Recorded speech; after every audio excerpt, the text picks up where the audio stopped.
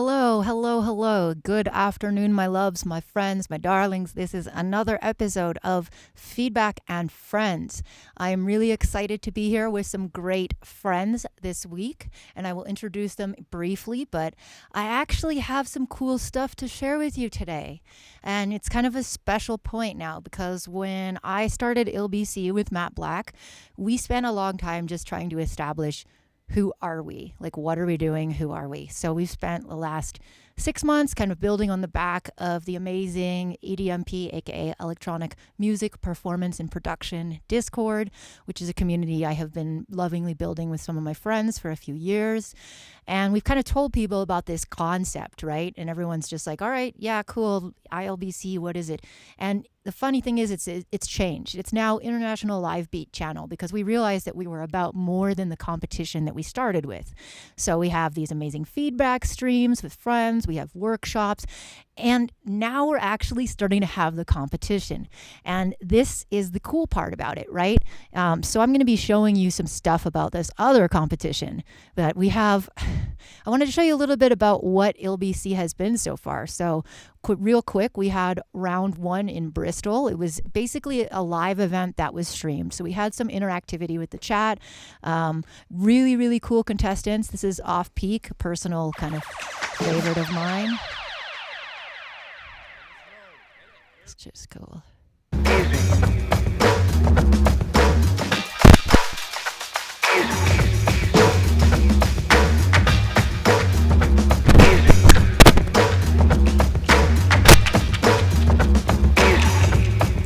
So basically, each of them had about 5 minutes to do a routine.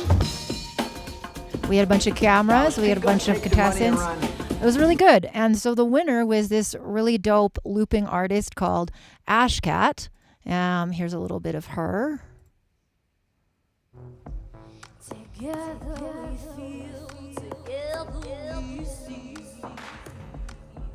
So she basically just used her voice, a looper, and a keyboard. Anyway, she was the winner of that round. Super neat. And then we got to round 2, which actually happened last week at the Berkeley Power Station, which is an old school recording studio in New York City that is now a Berkeley. And that was really neat because we had like all kinds of broadcast cameras. And let me show you a little bit about that one. So that one was Here's Connecticut, one of my favorites. She's from number 3 now. And here's my panel of judges. Connecticut. So we had all these different contestants from around the world. We did interviews. We did walkthroughs of their setups.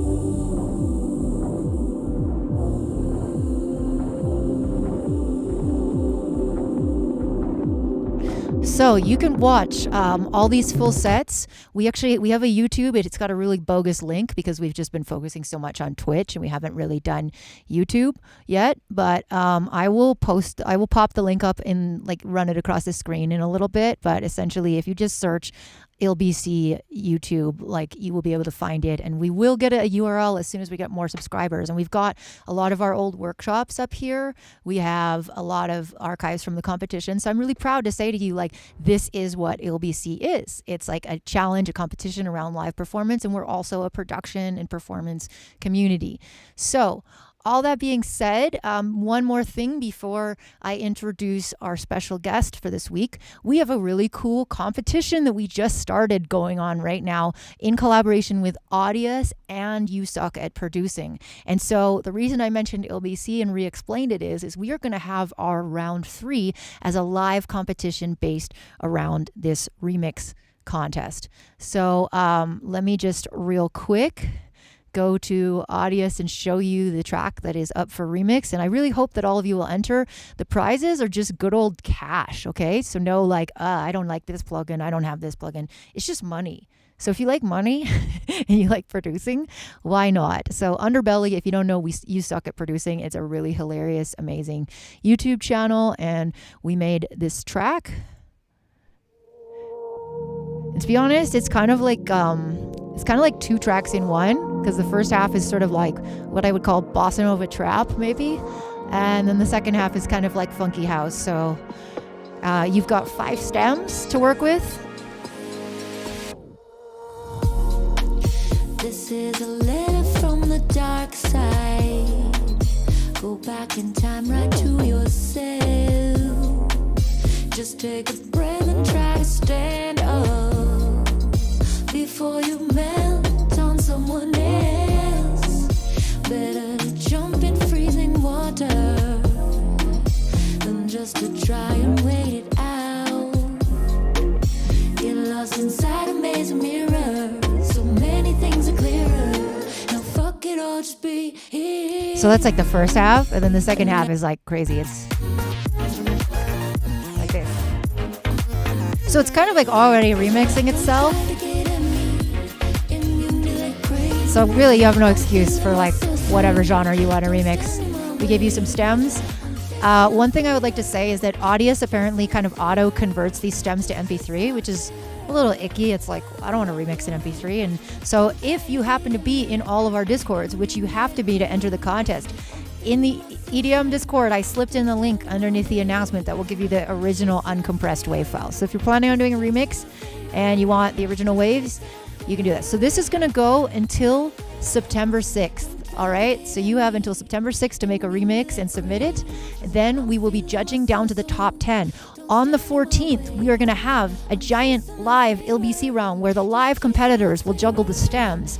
The producers' top 10 tracks will get voted on by the audience. There's going to be interactive visuals. For those of you who were present last time, you were able to change the visuals by typing in the chat. Lots of wild stuff. But anyways, I've talked enough without my darling friends, which I'm so happy to have. So I am happy to introduce, and for some reason, my camera and the plugin has been funny. I'm happy to introduce Nathaniel, who is correctly there as always. How are you? I'm pretty good today, thank you. And then let me I'm so good, so happy to see you. Here is Alfy, our special guest. Alfy, I would love if you would give us like a brief introduction of like just who you are, your history in music, just real quick. My name is actually Ali Ahmad Osman. I'm Egyptian. I've been making music for an odd... You might be muted, by the way. No, he's not. He's not. Chill. It's good. I'm dealing with it. He's fine.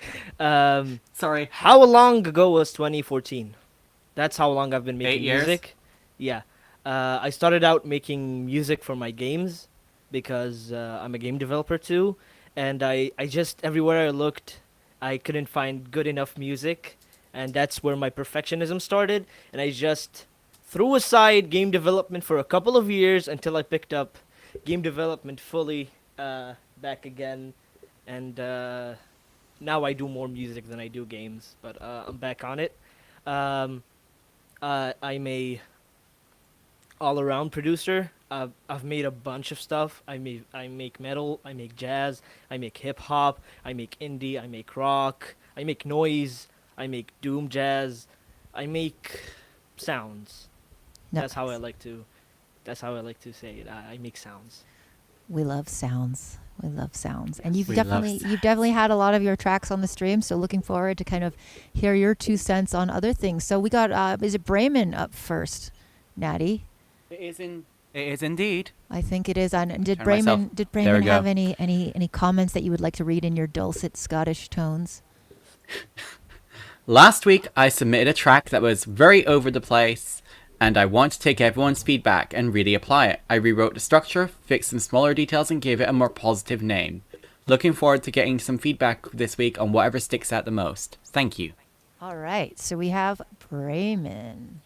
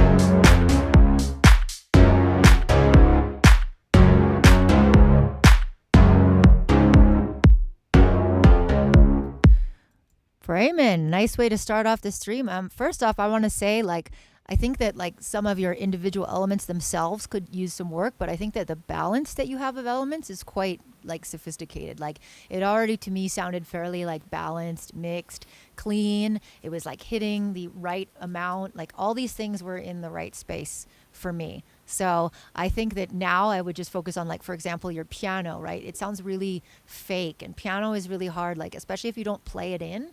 I would look into some plugins if you don't play. Like, there are ones that enable you to kind of like splay your playing like a real hand so that the MIDI notes are like, think of it as like a humanization instead of a quantization. There's a lot of plugins that can do that if you don't play an instrument. If you do play an instrument, play it in, don't click it in. That's what I would say, because I like your ideas and I think your elements are clean, but I do get distracted by, I just wish the piano was a little bit better. Alfy, what were your thoughts? First off, I think the mix is honestly just really clean. I can hear everything very clearly. I can hear the intent behind the feelings very clearly. But I feel that there just was this one instrument that kept on dragging throughout the whole track. It was just like dun dun. I think it was the bass line or it was the chords. I can't remember really clearly. And the drums were really not stale per se. They were really hitting. You had the rhythm going, but not enough parts. As Andrew Huang says, just take apart, remove things, add things, change them up, keep them the same, add automation. It's just the balance between what little things change and what big things stay, or the opposite. You could change the small things very much and just keep the big things and hide them. Fair enough. What do you think of that, Natty? I mean, I don't know how I'm going to compete with quotes from Andrew Wong, but for me, right now, the idea is good. You've got a clear sense of emotional intention there, which is nice. It's a very happy vibe, and I mean, certainly, if you're gonna, what was the name of the song this time? Quirky. It was Quirky, which I guess it is sort of a quirky track. It's definitely better than the whatever it was last time I heard this. It was something, I think I was the one that said your name is too depressing. So it's not depressing anymore, which is great. Definitely suits the idea of the track. You've got a better handle of the structure here now. So once you've nailed that bit, it's just a case of writing. The songwriting is what you need to focus on next, to give each aspect importance. Like, you've got to have, when it's something like a dancey track like this, you've got your build-ups into the exciting bit where it's like, this is kind of trying to be a house track, I think. So maybe have a look at house tropes with your drum work and how you alternate that to make that more interesting. Yeah. But also, like, I was just going to say, Dave was saying something about, like, I like fake sounding house piano. I do too, but it has to be very specific. And I feel like it has to sound like it's trying to sound like fake house piano. But in this case, it doesn't quite like go for me with the rest of the mix. Like, I feel like, I think it's that one sample that it's in every dance sample pack that everyone used, like from 1999 to 2006. oh, it's the Korg M1. Yes, I think that's it. yeah. I mean, And there's you can kind of- find free sample packs with that one online as well. So if you want to try your hand at fake If house you're gonna piano, use the fake piano, just go use the into original it, one. lean into Lean it in. as much as you can. Lean in. Yeah. Exactly. Speaking of leaning in, we have Disco Dave. Always a party with Disco Dave. Is there a comment, Natty? Hard House bounce track. How is the production quality, mixing, mastering? Ect. Okay. Ect. Ect. nice audiobook, Natty. All right.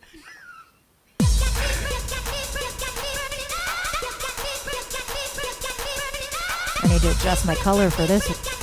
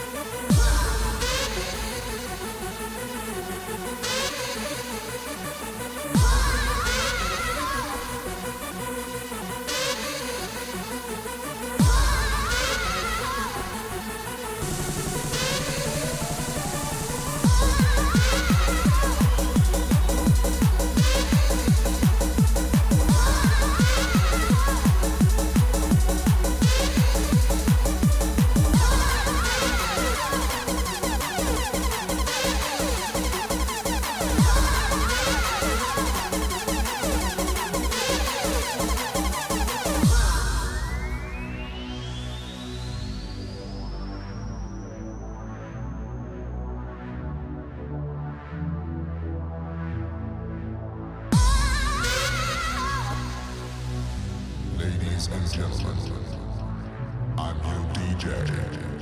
We're gonna start here with a kick.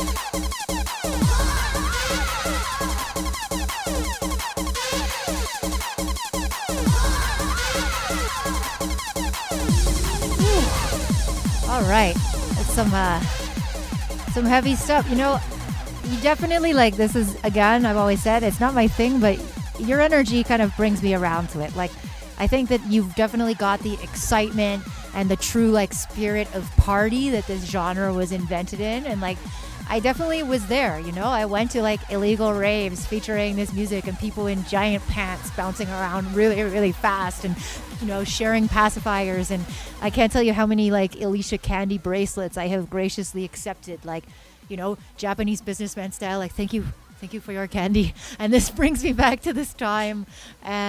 So, I mean, I think the mix was actually like, it was quite good with this style. It tends to be like so insane that it can be easily crowded, but I actually did not feel my ears tiring out, which for this style it means like you did a good job. So that my personal is just like, I don't mind it. Like I can still listen to it and every element is clear.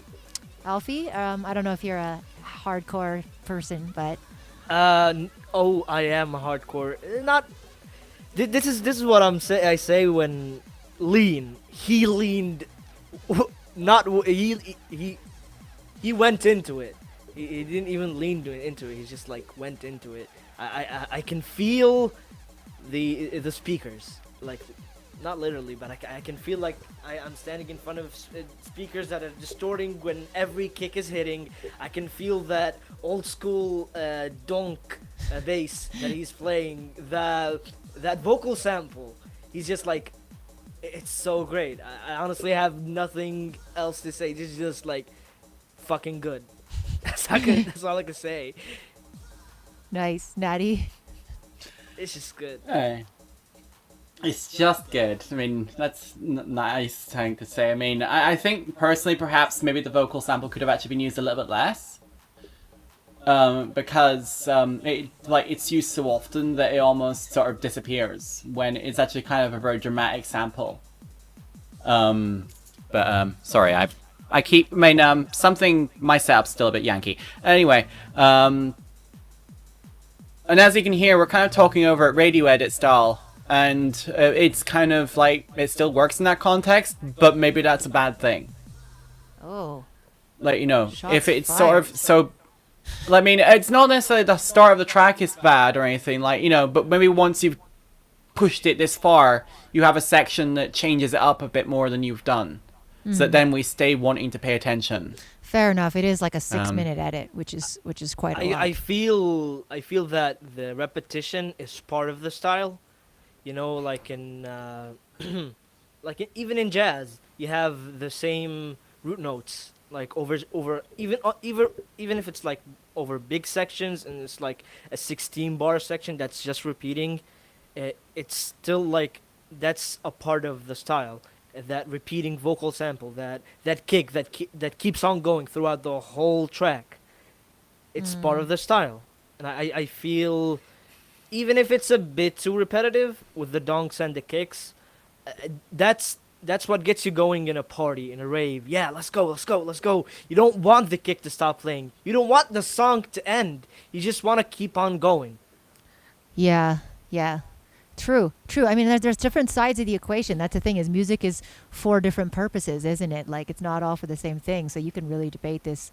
Like, what are you making the music for? And I think in the end, like, you'll be surprised. Sometimes somebody will come up to you at a show or something and be like, oh man, I love this track of yours. Like, this was so chill. I like gardened to it and I like found my inner peace. And in your mind, you're like, what? I made this as a biggest banger. Like, what are you talking about? So people do experience music in their own way. So, I mean, this is why I think we do this, because like there's always going to be a different perspective. So it's true. Like, some music is not meant to just steal the focus. Like, there's a lot of great music that just fits into your life story, right? And that's why like Spotify started kind of being the place for this kind of music, because people would put it on in the background. So I don't know, just shower thoughts. It's live sound. It's live soundtracks. Life soundtracks, exactly. Yeah. Next, Natty, do you have anything else? Life soundtracks. No, I mean, I think that's a good way to close it sum off. that one All up. right. Just double checking. But we love you, Disco Dave. Thanks for tuning in. It's a lot of fun to have you. Poppy Pear. All right. This is one I haven't seen before. Is this new person? They go by Grapevine. They have submitted before. I recognize the name. Okay. This song is called West Coast, and they just asked for anything you might have. Anything we might have. All right.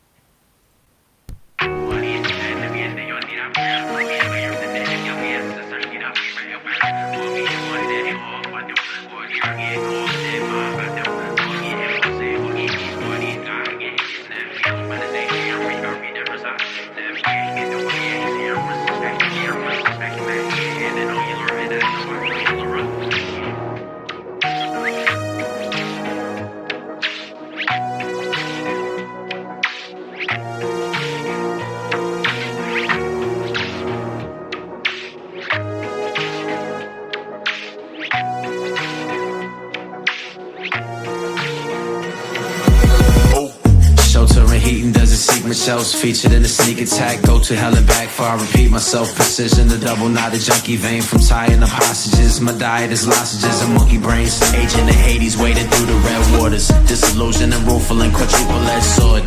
Another clash, another classic down a massive drain. Gene Kelly dancing in the acid rain.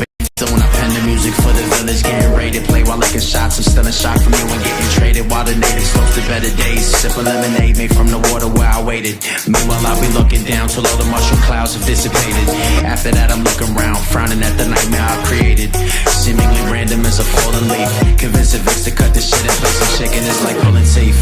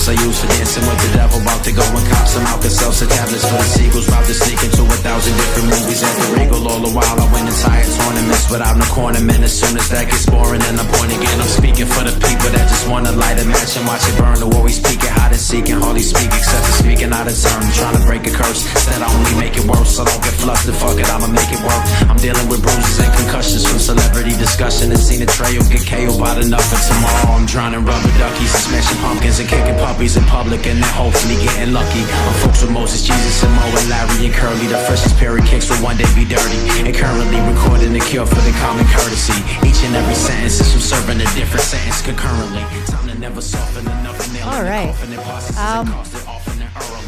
First of all, I like the vibe of this track. It's kind of badass. It reminds me, in the best way possible, about the most amazing movement when left field bass started to kind of come into the consciousness of the peoples, you know. Around 2009, I was actually, like, before EDMP, before ILBC, I was co-founding the Glitch Hop Forum. And this reminds me of like those early days when we were just so excited to be making like hip hop music, but with like cooler edits. And, you know, the Glitch Mob was throwing renegade parties in San Francisco. And, you know, this track is called West Coast. It definitely has that West Coast bass feeling.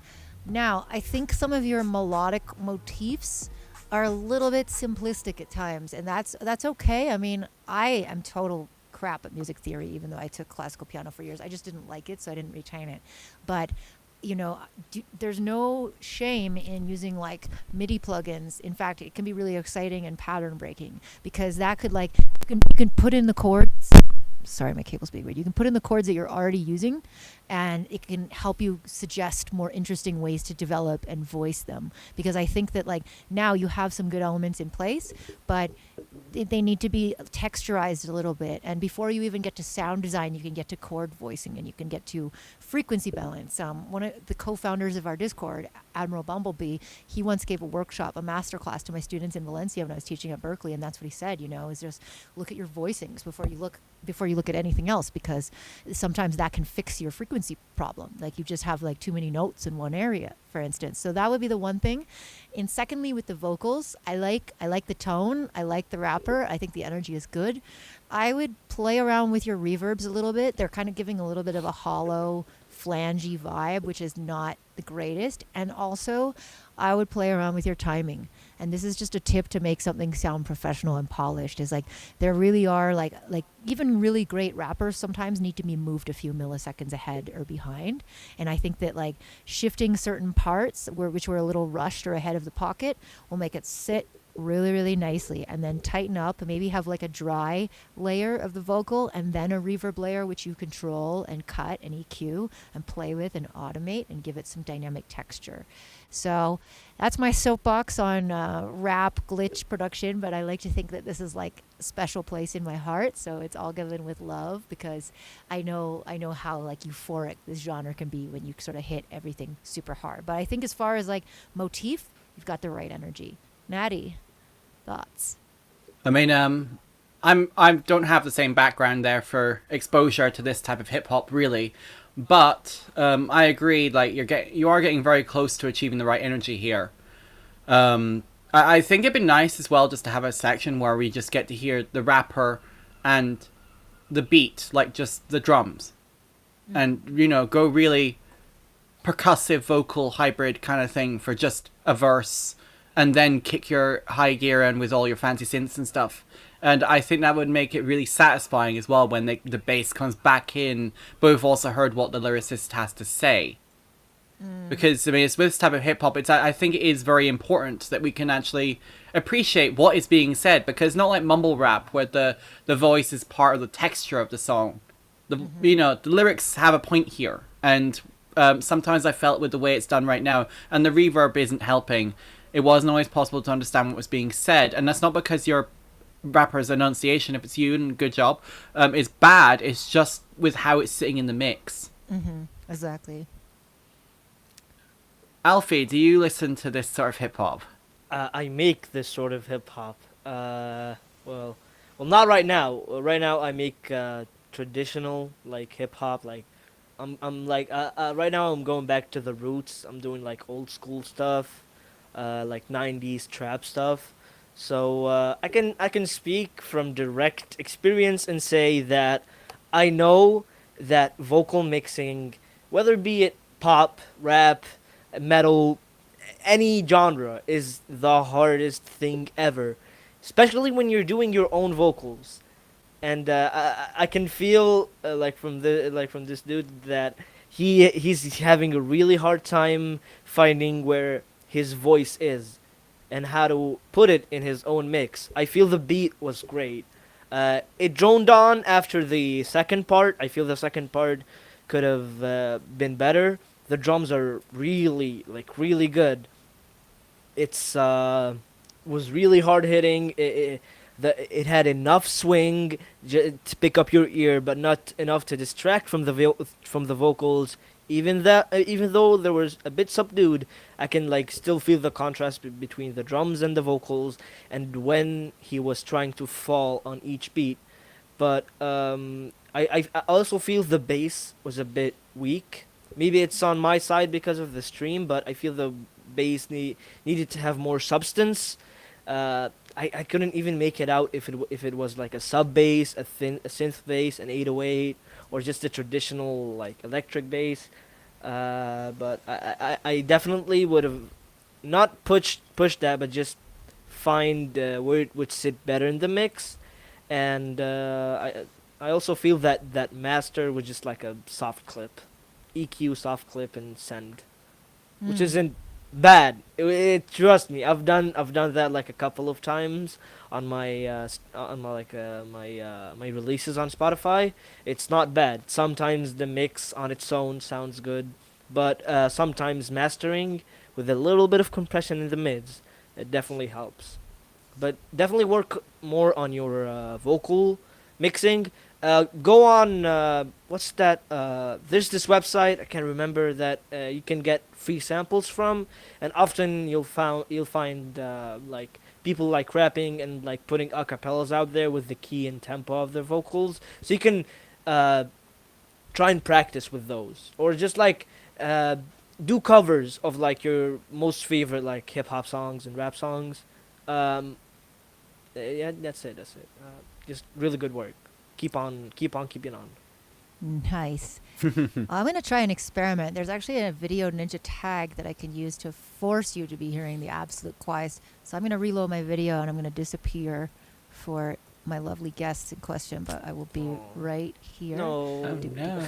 Don't leave us. Come back and make sure they don't miss a minute of this exciting stream. Okay, Oh, no. I should be Hello. back. Y'all Yup, can hear me. you're This back. Okay, is that's- forcing that- you to hear only the high. I mean, it should already Yeah, be that way, but that's- this is like a double force tag. Yeah. Exciting This behind the sounds scenes way developments better. in remote audio technology. All right, so let's check out the Yes, next great. thing. Oh, we got Baco up next. What's up with Baco? Anything to Mhm. say, Natty? I mean, he didn't have much to say. It was just learning to make video games. This is the intro song for my space fighter game. Ooh. Ooh. I can speak on that one. All right, let's check it out.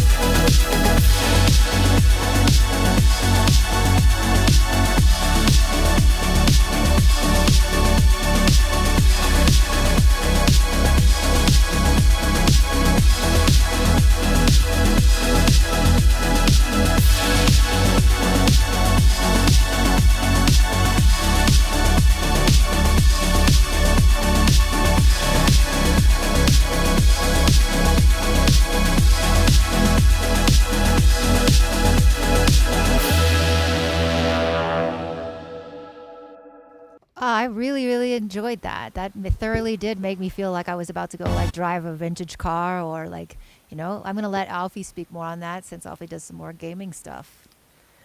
Okay, so you said he said was his main theme for the game. Mm-hmm. I think so. Yes? Or intro? He was, just a second. Yeah, he described it an intro song. So I assume that's when you're starting either the first level or maybe the main menu or the preludes to that. I mean, I've seen games use all sorts of different devices for intro music. I feel that intro music for any game tends to put itself as the theme for that video game, unless you have another booming piece that comes later on. But people tend to associate the beginning with the theme, so I feel that it was a bit too one note. I'm feeling that like the vibe, like the synth core vibe, like those synths, that thumping like sampled kick, just really great mixing all around. I feel you can subdue it a little bit, not make it quieter, but just make it a little bit less boomy, because it is for a video game. You don't want to take people out of the gameplay or of the game itself and concentrate on another thing. You'll find this everywhere. If you're making like art and graphics, you don't want things popping out. If you're making a piece, you don't want the melody to be a bit too loud in the mix. You want to just hear it enough, so you can make out the details of the mix. That's coming from like a game developer side of things.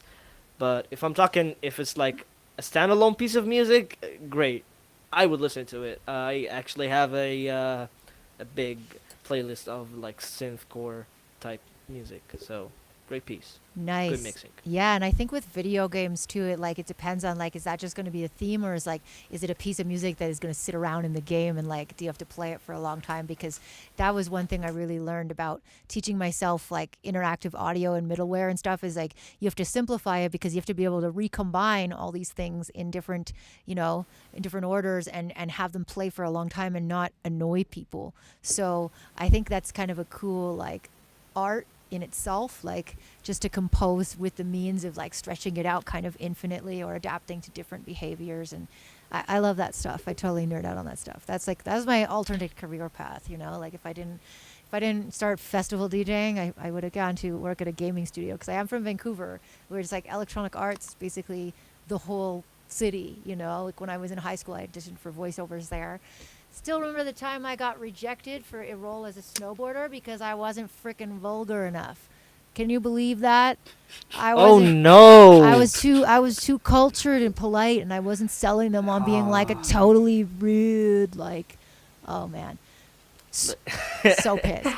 Anyway, you would make a great game like audio designer, because you're really good on them e-candies. Thank you. Oh, wow. Did you say e-candies? Yes, e-candy really helps. Because they're not literally quips, but you can just like make them enough out like to stick in your head. So they help out in.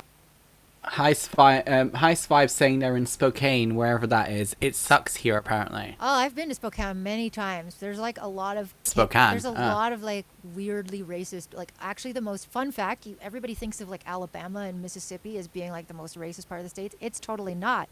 It's actually like Idaho, Eastern Washington, and Oregon are like these racist centers. So stay away. Take it from me.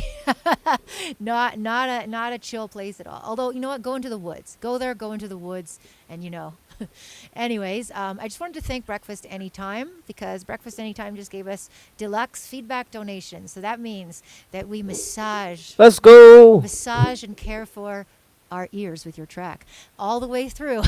See what I did there? Did they have any requests for specific feedback on this, Natty? Just a second, because they were a bit further along. I think it was there. Yes. Meant to be an intro for a synthwave album. Is that this week's theme, do you think? It always seems... Everyone's just going old school. It actually makes me believe that there are these like collective consciousness creative waves, because I swear every week we have such a concentration of things in one genre, as if like everyone is getting fed by the same ocean of muse. So I like to think that way. Why not? Creative, collective, unconscious. Breakfast anytime. I like breakfast for dinner for sure. Waffles.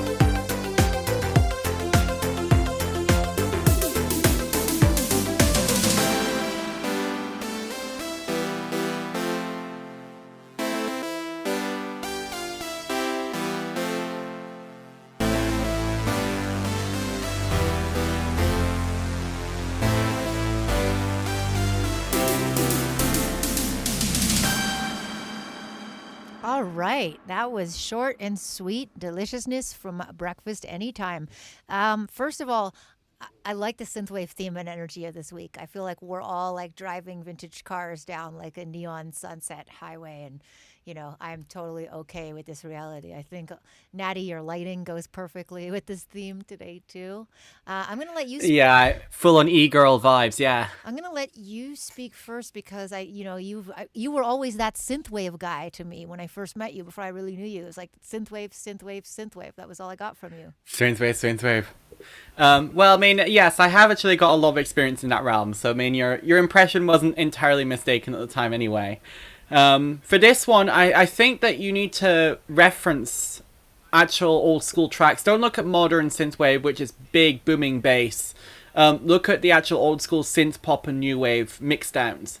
I mean, a lot of the time back then, they were working on more limited gear, or analog gear for that matter, which has its own quirks and peculiarities. And also a lot of the engineers were all trained to be like, traditionalists. It was all hard panning everything right and left. And then maybe using effects like flanger and choras and delays to add the in-between space. And what you've got here right now is very mono. That's my biggest thing to tweak, is your stereo field. So by having a look back and maybe even reading up some interesting, like if there's a song or two from that era that you really like, guaranteed somebody out there has done an interview about how they made it. So if you go and have a little read about it, I'm not saying you have to copy everything they did, but once you sort of understand why they were doing the things they were doing, then you could say, okay, what am I trying to achieve? And is there anything in what they were trying to do that I can steal? And then you sort of borrow from it accordingly. Because especially 80s music, there have been documentaries done, there have been hundreds of thousands of video archives at the time, because this is when video was getting a big deal, so people were actually talking about stuff and it was being recorded. And obviously afterwards, because the love of that music never died, like there's so much resource out there on 80s music that you don't really have any excuse not to. If you're going to go authentic, go authentic. Right, yeah. I mean, I think your songwriting is really solid here. It actually does capture the vibe you want perfectly, but you really do have to nail that production value, otherwise people won't take it seriously. They'll just think it's sort of a cheap copy. Yeah, that's the thing, is like 8-bit stuff is great, but I think the stuff that is great takes those influences and takes modern values, and so evolves them, so that it's almost like when you remaster like old black and white footage, and you colorize it and you tint it and you get a whole new world out of it. Like, you get the beauty of those shots in that time, but with what we have. now. So yeah, I really think the same thing as Natty, is just stereoize it. That was the one thing I was really missing. Like the theme itself was really strong. It was really good. It was memorable, and yet it was, everything seemed to be in the right place and there wasn't too much, but that would be the next step. Alfie? I think there was one reference that you missed, Natty, which was the drum fill of "I Can Feel It in the Air Tonight" at the first break. Dun, dun, dun, dun, dun, dun, dun, dun, I mean, yeah, it's kind of like there, but like, yeah, that wasn't. I that's think not a people really should also synthwave song. just. I think people should also just stop with the Phil Collins and maybe a little bit. It's I mean, a good he's fill. great. It Genesis is a as well, good fill. is also great. But like, there are 100 other ways to play drums. Wow, Natty, Yeah. I don't know how I feel about our friendship right now. Stop Shade, with the Phil throwing shade. Collins. Don't leave my Phil alone, all right?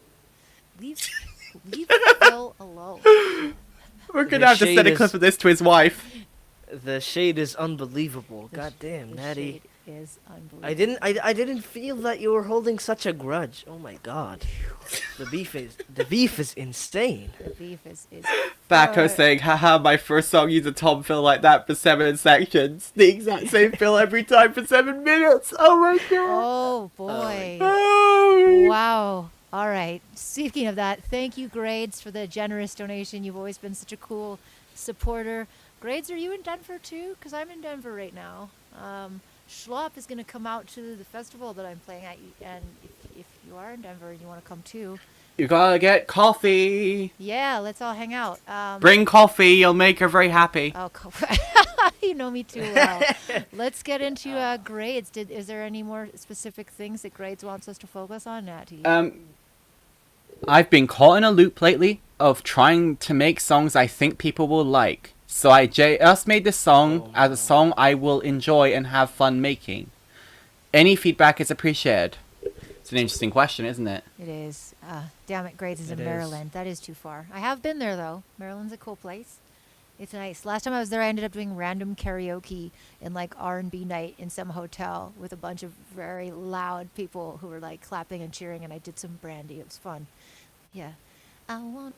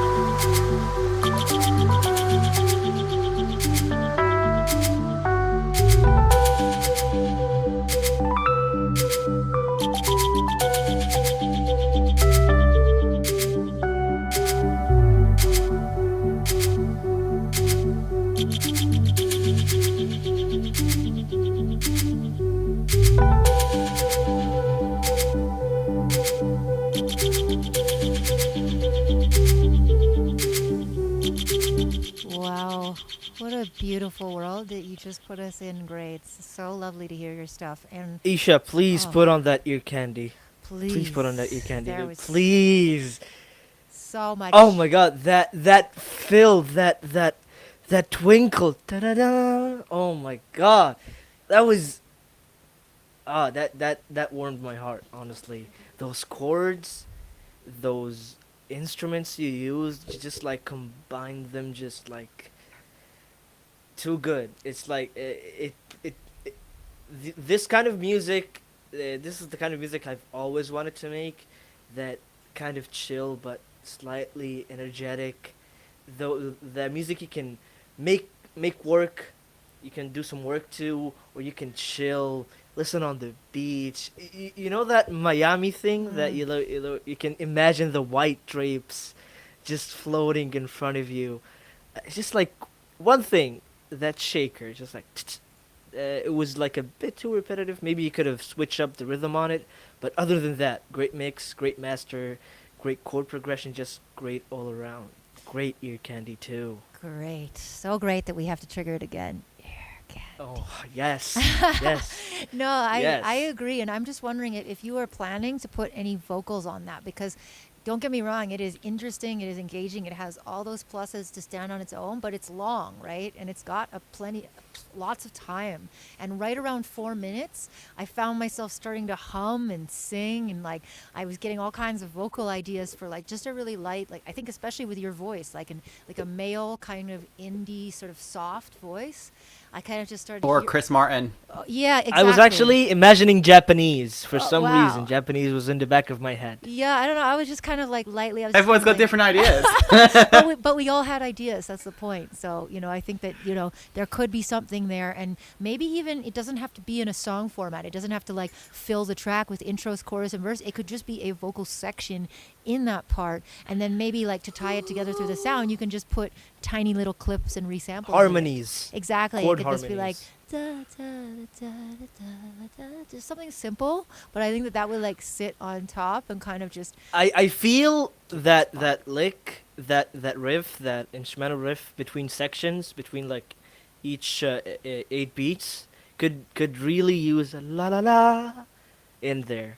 I don't know. Is it just me? La la la. La. The feedback choir. So good.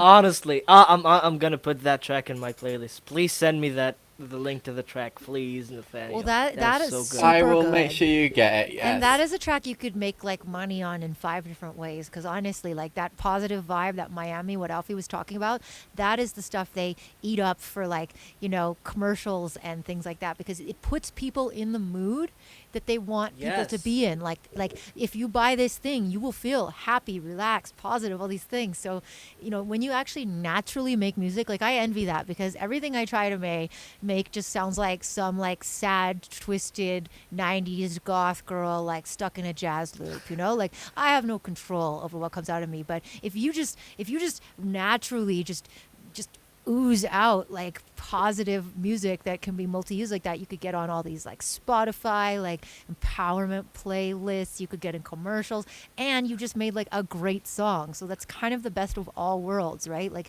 you're not making boring stuff, you're making stuff that actually puts people in a frame of mood that people who want to sell people stuff are just bent on having them add. So I think you've hit all cylinders on that for me. I just think a vocal part could be interesting in a track that has so much. Or maybe, like a shorter edit as well. Have a few different edits, because it's great, but, there's also that whole... Yeah, the midsection went on a little bit too long. Exactly. Natty, I don't know what you think about formats and edits, or if you're feeling as good as I am. I enjoyed the track, like, overall. Once it got to the second section, I was a little bored, not gonna lie. But it's not because you've done anything wrong, it's just because it's the same as the first section. But the first section itself is, like, it's wonderful. It feels genuinely euphoric.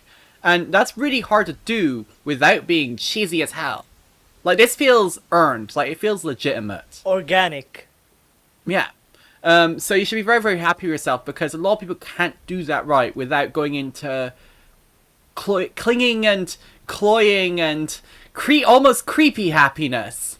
This is not that. It's actually chill and pleasant to listen to, and it actually takes me somewhere. I'm not sure entirely where yet. I haven't really decided where. And when we were talking about vocals, I was trying to think, what would you even sing about on this? Because, sometimes, especially with happy beats, sometimes the singer will actually sing about something really dark. But covered ambiguity. So you're not sure, are they really singing about something depressing, or is it just your imagination? The other thing would be to literally take it on the nose and sing about having a nice day out with somebody, or, I don't know, maybe you just really like ice cream or something. I was thinking a drive on the beach. Yeah. But the problem is, how do you sing about that? How do you write about that without being completely literal to the point where nobody can relate to it? Yeah, true. That's the thing about songwriting. It's really tricky, and so and I'm stuck at improvising as well, so I haven't really come up with a good solution to this problem. But maybe rather than worrying about lyrics, then you could have a vocal element that is, when we were talking about EDM, like the Feedback and Friends choir, maybe you literally turn your own voice into a choir and focus entirely on vocal tones. So oohs and ahs, and just stacking, especially if you can sing it yourself, it'll add that interesting human touch to it in a way you can't get anywhere else. Yeah, for sure. I agree. So I think we have a... Syndicat saying vocal chops are a win. Oh, yeah. vocal chops are vocal always... chops. A vocal chop would add to it. Maybe I'm towards the torn on second that. section. Yeah. I don't know. I think it's just basically a matter of your own personal taste, because you have something standalone, but you can go in so many different directions. So I'm kind of at that point in my own album that I've been working on for too long. There's a lot of different ways I could take it. So I'm allowing myself to just do different mixes. Like, give yourself permission to be like, okay, I have this version saved. Let me just experiment. Let's do a vocal version. And if I hate it, I don't have to, I've got that other version saved and I can just forget about it. But who knows? You might even come up with like an idea that's its own song, which is, Or I if do you're that too Sony, much you will because release 20 different edits. in FL They're all Studio, just mildly different.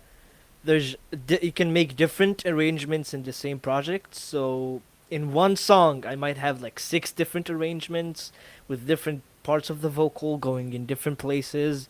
So I could see what ill-esha is talking about different arrangements or cuts, but keep the mix. yeah. Keep the mix. Yeah, no. I love it. I mean, I totally love it on its own. Just, don't be afraid to experiment is sort of only where I'm Yeah. going. But, I think we have a cue jumper again. Thank you, Errata, for the sub. I love that. Subbing Yep, will I'll get just you paste that in the... same privileges. Is there specific feedback that is being asked for here? Arato is saying, I started working with a male vocal in this project soon. So they will start working. I'm looking forward for your comments. Okay, cool. And thank you. If anyone who's thinking of subscribing, donating, whatever, if we will have benefits for subscribers. We're kind of we're held in this competition, and then we're going to see after the last round is over what we do from there. But there will be bonuses and treats. But in the meantime, it gets you the same privilege as just a $5 donation, a Q Deluxe feedback. So here you go. Errata. We could host a poll as well for next time I'm on for what color my lights are if you want. Yes. Ooh.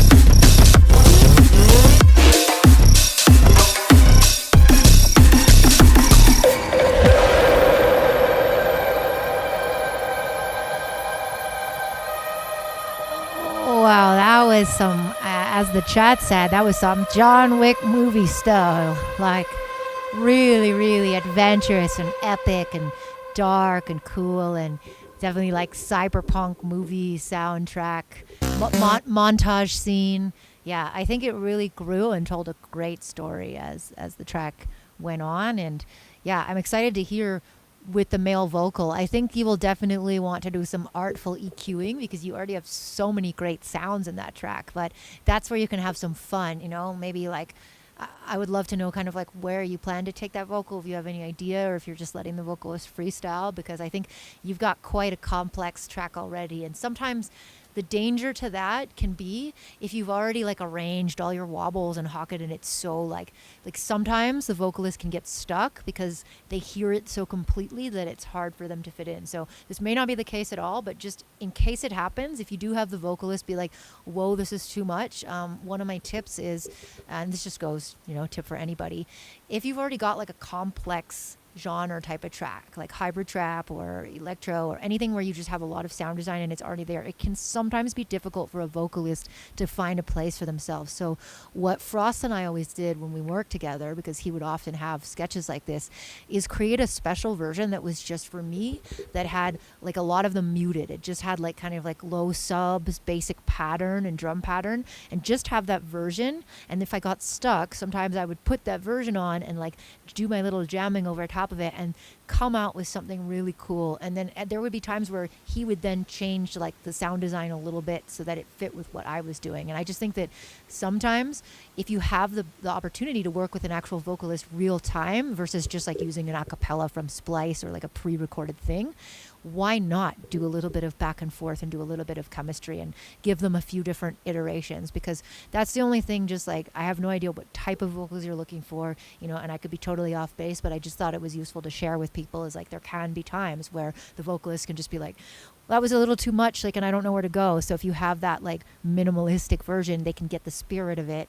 and get inspired without being like boxed in by the full space that you've already created. So sorry, kind of a little bit of a tangent, but I just thought that that was like an interesting thing, because I don't have a ton of feedback on your production. I think it's really sick, and I can't wait to hear it when it gets fully mixed, and stereo tricks really nice, some sound design stuff really nice. Alfy, some thoughts?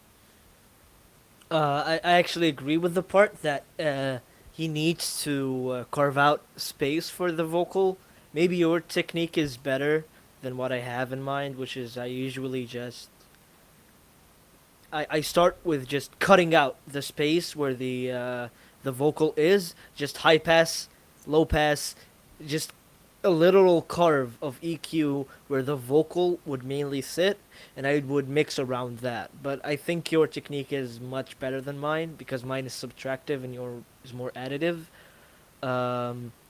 Secondly, really good drums. I like the way you put that. The kick and the snare were always constant. Boom, ka, boom, ka. And all the percussion is just going in and out, adding elements, removing elements. No 4 beats are like the next. You're always going in and out of ideas. In this specific genre of dubstep, I think it is, I really love that speaker squeak in the second verse. Sometimes when you have the sub bass like so loud and just like turned up all the way, you can sometimes hear the magnet squeaking in the background. So I really like that part in the second verse. And also I think you have a I don't know if it's broken or not, but just like a gate that's going in and out. And sometimes I felt like you were going way above a soft clipper, so everything was just like going under. Yeah, it's over limited slightly. Yeah, slightly. For this stuff, a lot of the time call it mid-tempo-y. Like it's basically mid-tempo.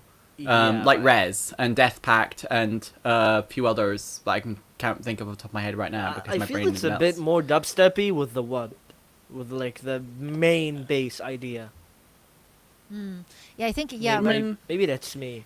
No, I mean, mid-tempo is a weird one because we used to use that to describe glitch hop, like speaking of glitch hop before, but nowadays it does seem to mean something like res. So I think it's one of those weird, ambiguous, like, to me, I'll call it all Justice, because for me, Justice was like the first artist to bring that mid-tempo electro banging, like, so it's all Justice to me.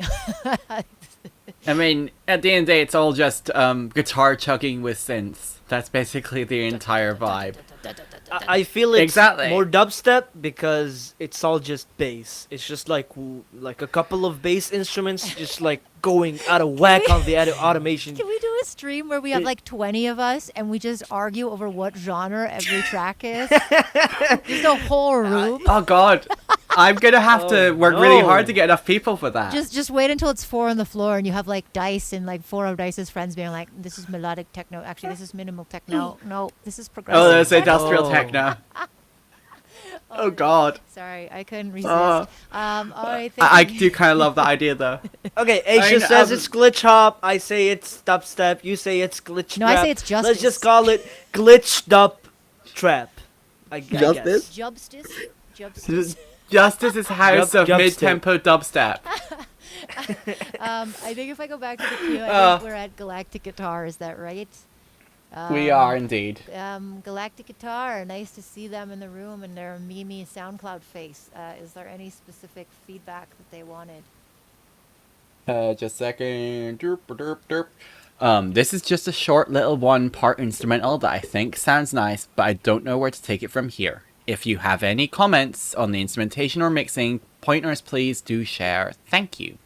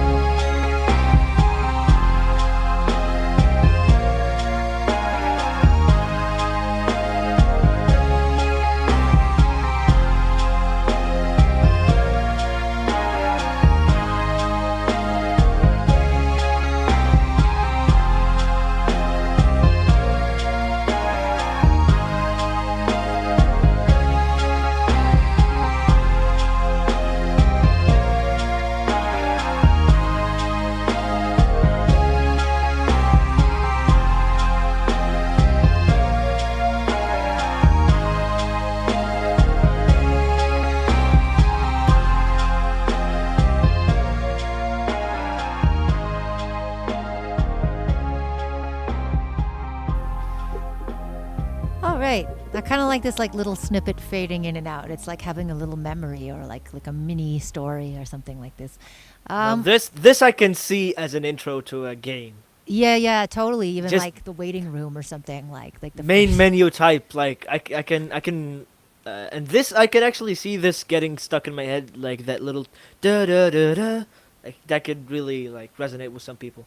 Yeah, really good. yeah. I don't know what the destination is, but I do think obviously it's a whips. Like the whole mix could use a little bit of a sheen and a sparkle and a polish. Like I know that Yeah, maybe you're more serialization. right. Like you're trying for more like lo-fi, but as I always say, you have to get clean before you can get dirty. You have to remove the muddiness and the resonances before you start to sort of dirty them up again. So that would be just my main feedback is like you have your idea, maybe also space it out and arrange it, because right now it kind of feels like everything just plays all at once for most of it. So obviously as you stretch that into a track, it should evolve and you can create different combinations and spaces and just like start making it into a track, and then you can also have room to add your fills and your ear candy. Natty. Ear candy. Natty. Yeah, Do you have advice baby. for this? Do do do do do do do do do do do do. Now the problem with this track, I think, right now is all your notes are in the same octave.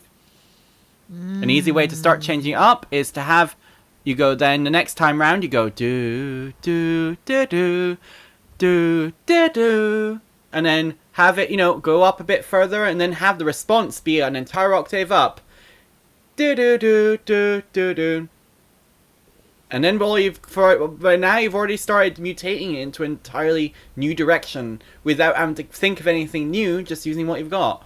And then you've made space as well because now you can have something else in that mid-range bit that you previously occupied, maybe an ARP that's got a filter cut off on it, so it's like do do do do do do do do do do do do do do. Or I don't know. I mean, it's hard remembering as well without it playing. But like, the point is that you don't have to be clever about the ideas you come up with. You just use the bit and say, okay, what if I did this? Ooh, that sounds cool. Now I see what the consequences of that. Ooh, I can do that now. And then you're writing your track without really thinking about the process as such. You're just letting it happen iteratively. That's kind of, I think, what you need to do here in order to flesh it out further and add that variety. And then you can go fun with the automation. You can shake your drums up. You can, like, your higher energy bits might benefit from having more aggressive drums because you've made the space. And if you pull it down, then obviously, again, you'll have to tweak it because your sound design has to respond to your voicing as much as anything else, as we've discussed earlier in the stream. That kind of all works itself out without too much hassle. And I think that's kind of where this track is needing to go. I feel it needs just one more counter melody, and it would be there, and just some extra sparkles. Extra sparkles. I think we should just turn this into an ASMR show. It feels so good. And mic licking is the thing. I cannot do that if my life depended on it. Speaking of mic caressing, we have the mighty Salvati up next. What do they have in store for us this week, Natty? Let's hear it. This is a collab with a friend. He did a lot of the background ambience and pads and such, while I was able to focus on the melodic elements and the drums. Never really tried progressive house before. Let me know how I did. Okay. Salvati, let's go.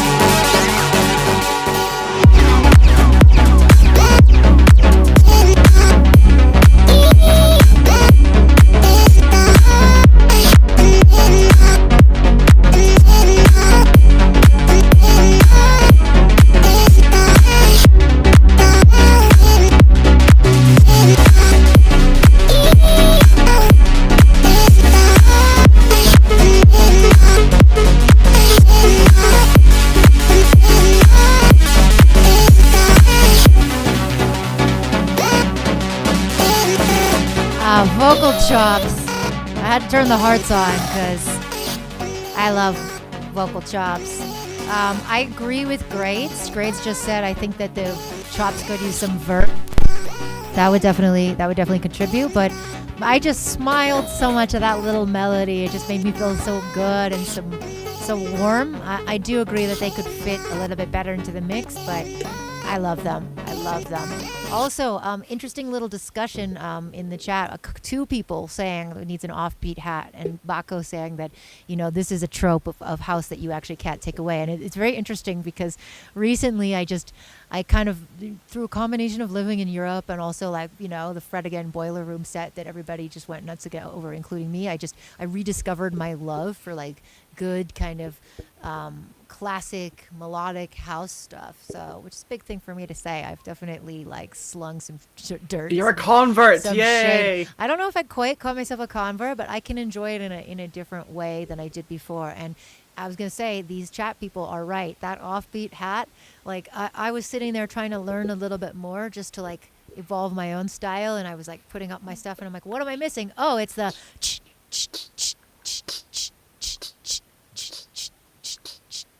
yeah, exactly. So do that. I mean, I have literally just noticed, firsthand with my own experimentation. I was oh yeah, that's it. That's what I was missing. That's what's, people need the beat, and they need that offbeat to sort of move them in the different direction. So don't take that trope away. The audience needs you to tell them what to do. That's what I always say, especially in house.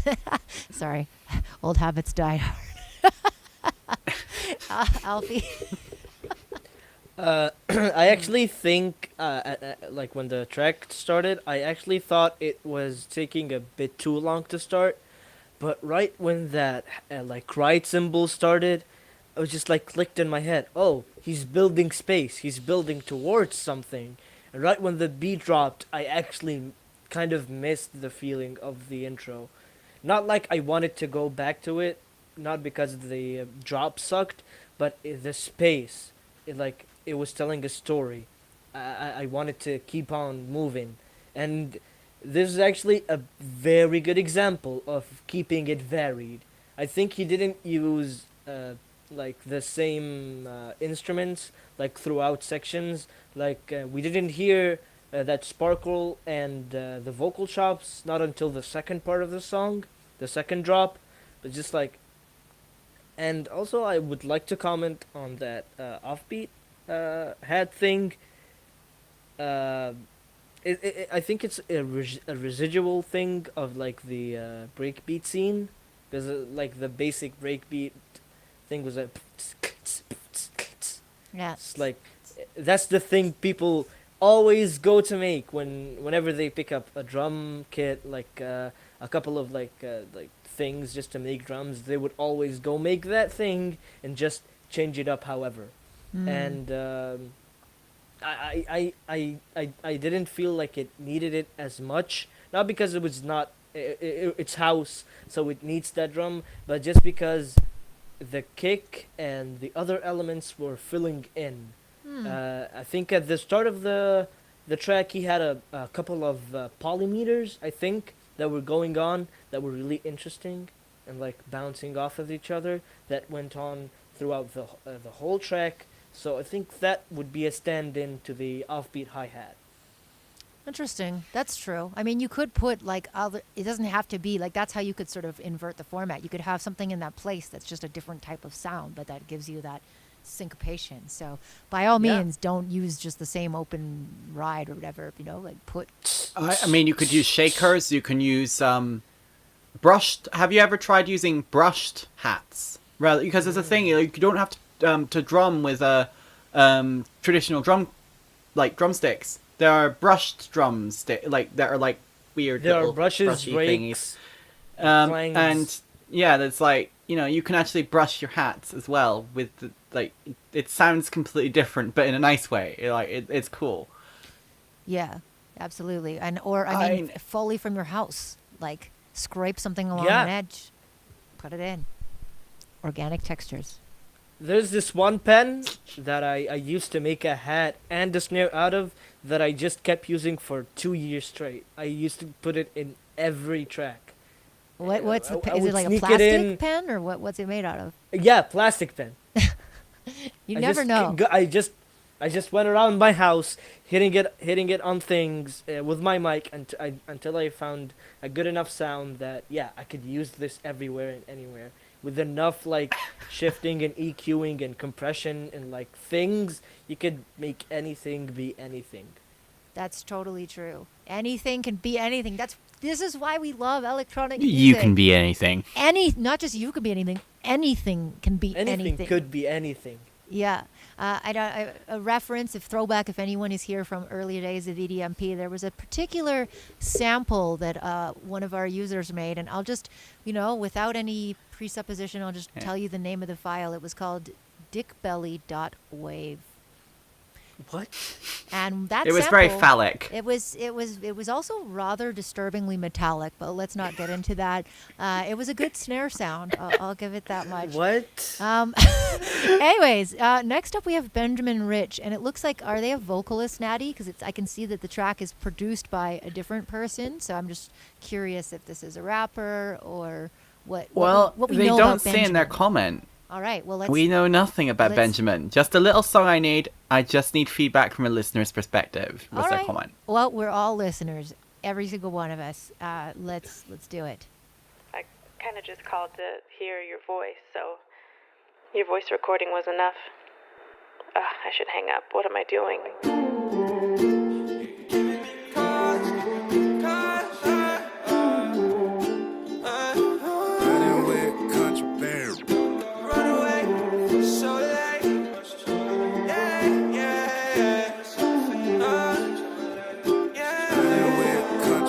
I know there's someone that you miss more than me.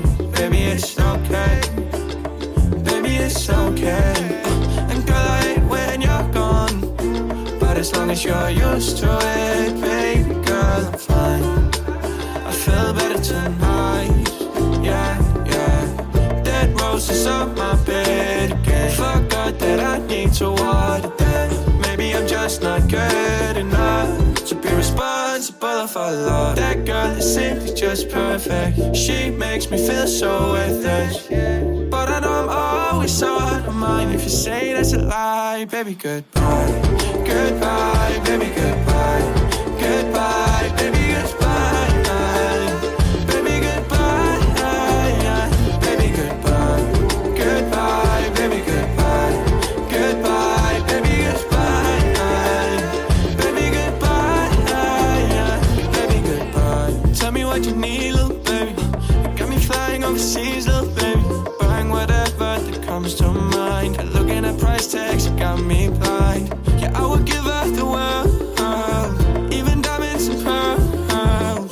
But I know that it's not just good enough. Even though I've been giving you all this love and energy just to feel okay. Wanna change up, I just wanna change lanes. Baby girl, I know that you feel the same. Guess I got myself to blame. My mind's been out of place. All you need to do is give me space. Looking straight in your ocean eye. And if you say that's a lie, baby, goodbye. Goodbye, baby, goodbye. Goodbye, baby, goodbye. Baby, goodbye. Baby, goodbye. Goodbye, baby, goodbye. Goodbye, baby, goodbye. Baby, goodbye. Baby, goodbye. I've been thinking about you, and I've been thinking about our love, and how much I miss your touch. Wow. Okay. I'm gonna spitfire off this because anyone who knows me knows I am like a diehard future R&B. Like, this is literally one of my calling cards. So I'm gonna address what Bako Bibizo was saying. And normally we try to be like we are always constructive and positive and stuff. But I think that there is a certain honesty which is really important. And what Bako said is interesting because it resonated with me as well. So I don't think it's just isolated. Where Bako said, "It's mixed well. Everything is in the right place. I don't quite feel it. It feels as if someone told a robot how to make a good track and it followed the instructions exactly." And so I want to address why I think that is, because I had some of the same feeling throughout. I was like, this is a beautiful track. Actually, like, I love so many things about this. So I want to start out by saying that. Like, I love the Foley. I love the melodies, the chords, like, everything, every ingredient in it is magical. And it's like, I come back to influences from Lido and Kashmir Cat, and these are things I love. And it sounds like this is like that same overlapping family. I think the part that is, this is like where you actually get into humanity, emotion, and all these things that are not technical. And I had the really, really interesting time listening to Susan Rogers, who is a former engineer for Prince, and she gave a workshop at the summit I was at about, she actually went and got a degree in like neuropsychology after being Prince's engineer. That's so cool. No big deal. And so she wrote a book which is coming out, and I can't remember the title, but if you look up like Susan Rogers engineer, I'm sure like she's advertising it, but it's basically about why we like the music we do and like all the different qualities of what makes up a listener profile. And definitely an interesting thing to talk about on Feedback and Friends, because I feel like this is the whole spirit of it. Like, there is I'd never. love to read that book. Yeah, I'm gonna definitely be like. It's big in the up chat. I've found the Goodreads thing. You found it already. Good. Look, Natty, you're too fast for me. But yeah, basically what she was talking about, a lot of different, almost like those scales, those axes, when you're like, oh, how politically right or left am I? And they give you those like 4 axes. It's kind of like that, but there's 7 or something like this. And one of the axes is below the neck and above the neck. And above the neck is like the technical, right? All the perfection, like the quality of the instrumentalist, the performer. And definitely I would say above the neck, you've got it all. You've got like really well sung vocal, you've got good production, you've got clarity. Below the neck is like that gut feeling, that raw emotion, that energy. And a lot of performers, they try to have different elements of both, but they emphasize different things. And, she was comparing somebody like Ella Fitzgerald, who's just like the queen of perfection in jazz, above the neck, with some like, old raw blues guys, like really classic greats, and saying like, yeah, like just something about that raw belting that's below the neck. So I think what I'm trying to say is you could use a little bit more below the neck, because right now you have technical perfection, but I think that the robot, from what Baco is saying, the problem is that your vocal is technically so good, right? It is like, I have nothing to say about your intonations and your singing, but there's 2 things. The auto-tune is pretty consistently heavy throughout, and I know that is a stylistic thing, but I feel this way a lot about modern pop rap. Is like, there are degrees that you can auto-tune something, okay? And there's other plugins like Melodyne. There's a lot of ways to tune something while not tuning all the humanity out of it. So I do think that this is tuned quite hard, and from the sounds I hear in your voice, I feel like your raw voice is probably really good too.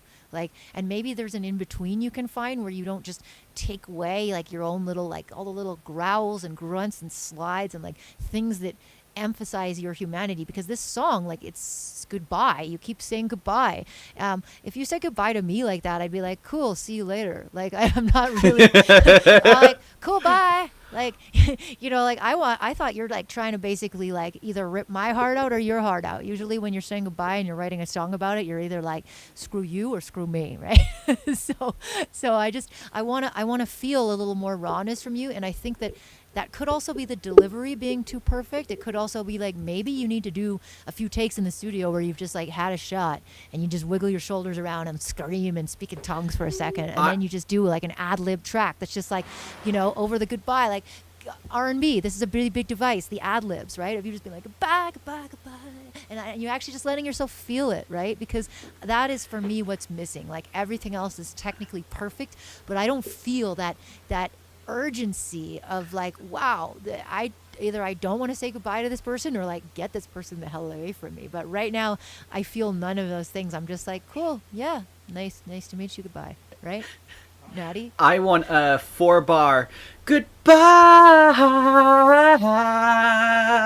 Or you could go 90s Kind of R&B, thing. and you can have like the talking interlude, since you already have the talking sample, and it could be like, girl, I told you so many times not to call me again.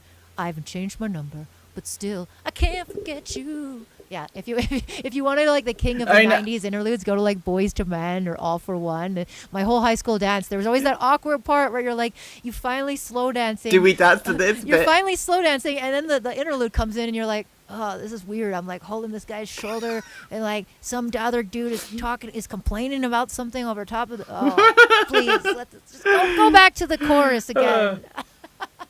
I mean, I think for me as well, like, varying up your delivery as well will actually be useful, because you're very vibrato heavy with this track. And you're doing a very modern vibrato as well, where it's not just like the end of phrases, it's the entire thing, which is then also making the auto-tune more apparent, because it's got to work harder to cope with the fact that your voice is shaky, like deliberately shaky. Interesting. You know, I mean, I think that's one of the things as well with this stuff, where, you know, how you're saying it can also affect the algorithms that you're using to process your voice. Or your producer is using in this case. Because they're trying to make it technically perfect, while you're trying to lean on a technique that is inherently imperfect. Yeah, and I mean, like, if you ever like have doubts, watch T-Pain's Tiny Desk concert. It's like we just associate T-Pain with insane autotune, and you listen to him sing, and he's actually like T-Pain can fucking sing. phenomenal. He's so good. And I'm not saying like that, you know, that effect is a thing in effect, but another thing that you could do is have a little bit more rawness in your verses, and then just like tune the chorus a little harder to give yourself that effect. But that would also give it dynamic, because that was another reason I didn't feel it. Like, there were a lot of perfect elements, but it kind of just kept going the whole way through like a loop. And like, I wanted there to be like a dark section where it's just like your voice and the bass, or maybe like just the little chops and like your voice is getting chopped up, like a little bit of dynamic where it shrinks down to just a couple elements, and then it expands back up. So I think dynamics, a little bit of rawness and vulnerability, and maybe just experimenting. Like, I know personally I'm a Melodyne ninja. I got so into Melodyne because I liked that you could have a little bit of a different gradient. So I would say like maybe play with that too, because you can get a very well-tuned thing while still preserving the arcs, like the ups and downs and the humanity of the person's voice, and be a lot more transparent. So just something to experiment with, because I think you're really, really talented, and I think the song is really great. But I think to keep it from being just like generic art, you know, because right now I think this is like a licensing song. And hey, no shade, I make a lot of licensing songs. They're great, but they are destined for a certain purpose. Like when they're made like that, it's like to fit the formula. And I think you have the talent to be more memorable and to stand out a little bit more. It just is going to take a little bit more vulnerability and a little bit more dynamics in the production. Natty, sorry, I've been monologuing because I'm such a R&B freak, but well, I've kind of fed off what you were saying a fair bit, so I'm actually curious to see what Alfy thinks about this track, because he's been a little bit quieter with you monologuing.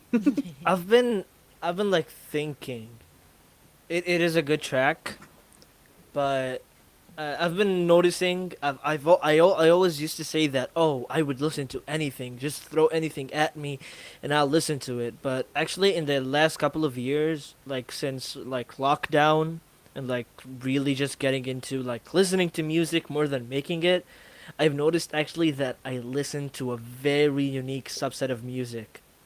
I still listen to a lot of different genres, but just a very specific type of sound. What I feel stuff you come back for. Yes, exactly. I don't want to listen to this song again. I'm just gonna say it flat out. I don't want to listen to this again. I feel like I've listened to it once, and that's it. Maybe he was going for like a very specific style that a lot of other people might enjoy, but I myself it's not hitting.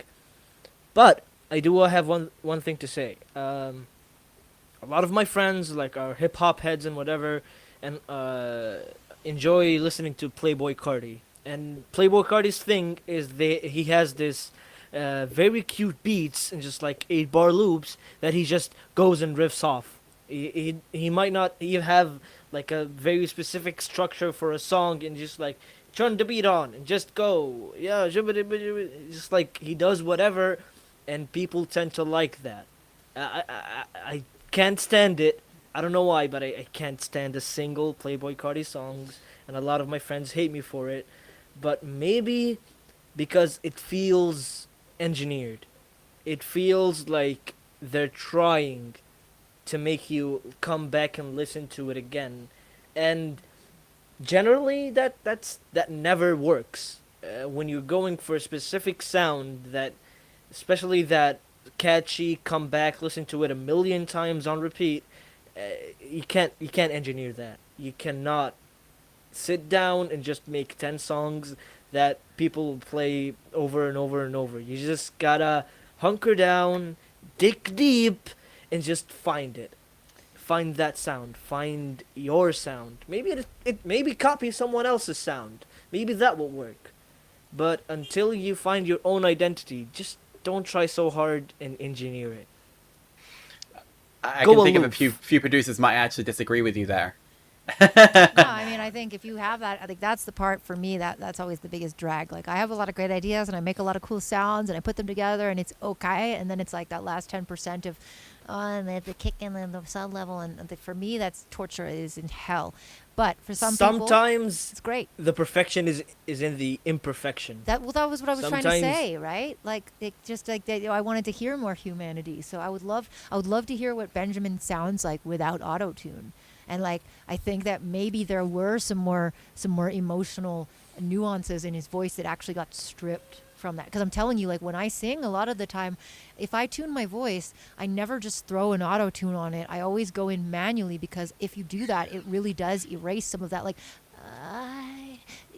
like little things that people do get wiped out by excessive auto tune. So and again, stylistically, that there is a thing, like you said, Playboy Cardi is like a kind of a branded sound, and there are people. This was another interesting thing that Susan Rogers said. She said, like, there's no wrong answer, because some people enjoy something because they want to witness a display of technical perfection. And the example she gave was a sports game. People don't watch sports to see like unique players doing weird things they've never seen before. They watch to see the best demonstration of someone's technical ability and celebrate that. And so it's interesting, because to me, a lot of people who like sports and stadium stuff, they do also listen to like mainstream and polished music. And it's just like, that is an axis on Susan's listener profile, was, people who like technical perfection, right, above the neck versus below the neck. So there's no real like definitive answer on this, because maybe you're going for the Playboy Cardi crowd and that's it. But I think consensus wise, we've all agreed, all three of us, that there is something like that is blocking us from connecting to it, and some people in the chat as well. So I think because I actually personally really like this song and I want it to hit me, that's why we're monologuing, not trying to like dig it in deep, because it's honestly like, if I don't like a song is when I'm usually like, yep, so mix it some more, bye. Like, the fact that I'm just going on and on about this is because I really like it. So I just want to point that out. You've inspired a passion in us. Yeah, no. I even feel in the most intelligent of all intelligent dance music, you can still feel that little twinge of a human made this. Or just any kind of emotion or story or things like that. So yeah, there's just a balance, and you've got the perfection. That's the part that's hard for a lot of people. Like, now just emote. One last quick story before I finish my long monologue is, I actually spent a lot of time with a student one year. He was already an Ableton trainer, so he had tested out of all my Ableton classes, but he wanted something to do, and so he said, I want help with songwriting.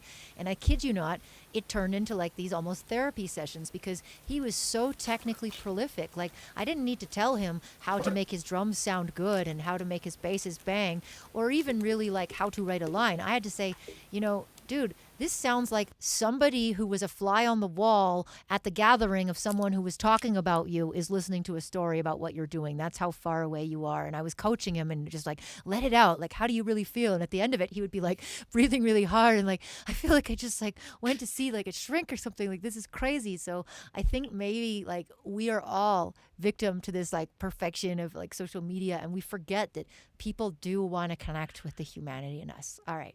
End of soapbox. We're going to go to something which I suspect is a meme track, because it's called Soapbox all you want, Aisha. Oops, all house cliches beta. Oops, all house cliches beta. Exactly. So if this isn't a meme track, I don't know. You've set my Want to expectations. focus especially on the mix. I just finished it. All right. In the beginning, there was Jack. There was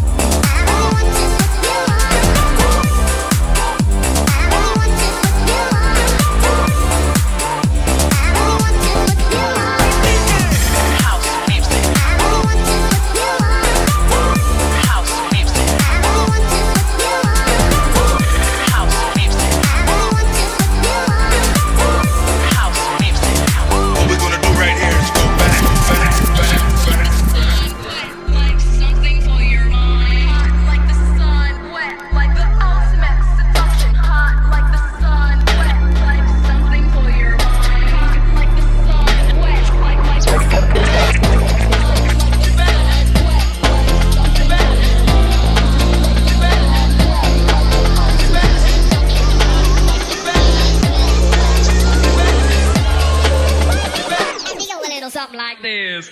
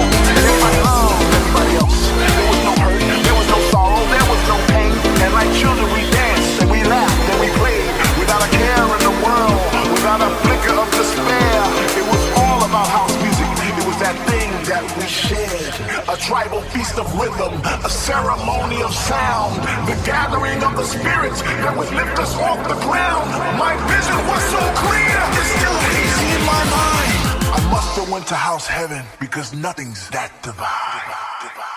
Somebody scream!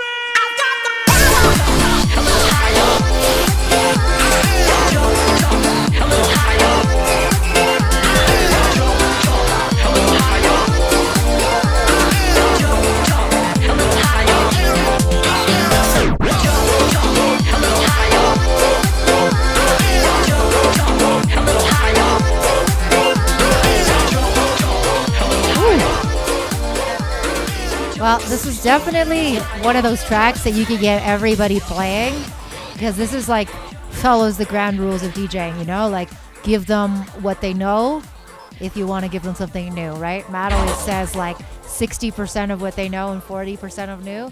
And this is more like 90% of what they know and 10% new. So I think you've got that balance good, and I think it has the potential, but I do think that the percentage of something new has to be a bit stronger. Because you've clearly like gathered all these things together, you've made them go, but now like even if this is a meme track, if I'm gonna hear this on the dance floor, I want it to punch. I want it to like beef me up, hit me in the chest. So I think like the low end, those fat sort of synths there, they need to be much warmer. They need to punch in. There needs to be some slapping side chain. Basically like it just needs to thump a lot harder, because right now it feels a little bit just like a bunch of layers. Like it doesn't feel like they're necessarily pushing and pulling together. They're just sort of laid out, and it's not like making me pump harder type of thing. So that would be my one thing about this, is like even if you want to meme, do it so well, right? That's what'll actually get people playing it out, because otherwise it'll be like, oh, like check this out on my phone. Yeah, it doesn't sound like great on the speakers. And I mean, yes, I know that like 90% of listening is on the phone, but just in case you want DJs to be playing this, that is something that you should consider.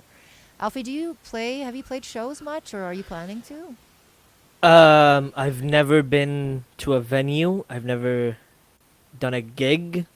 I play the piano and the bass, and that's it. But on my own, I've never done music for the people, unfortunately.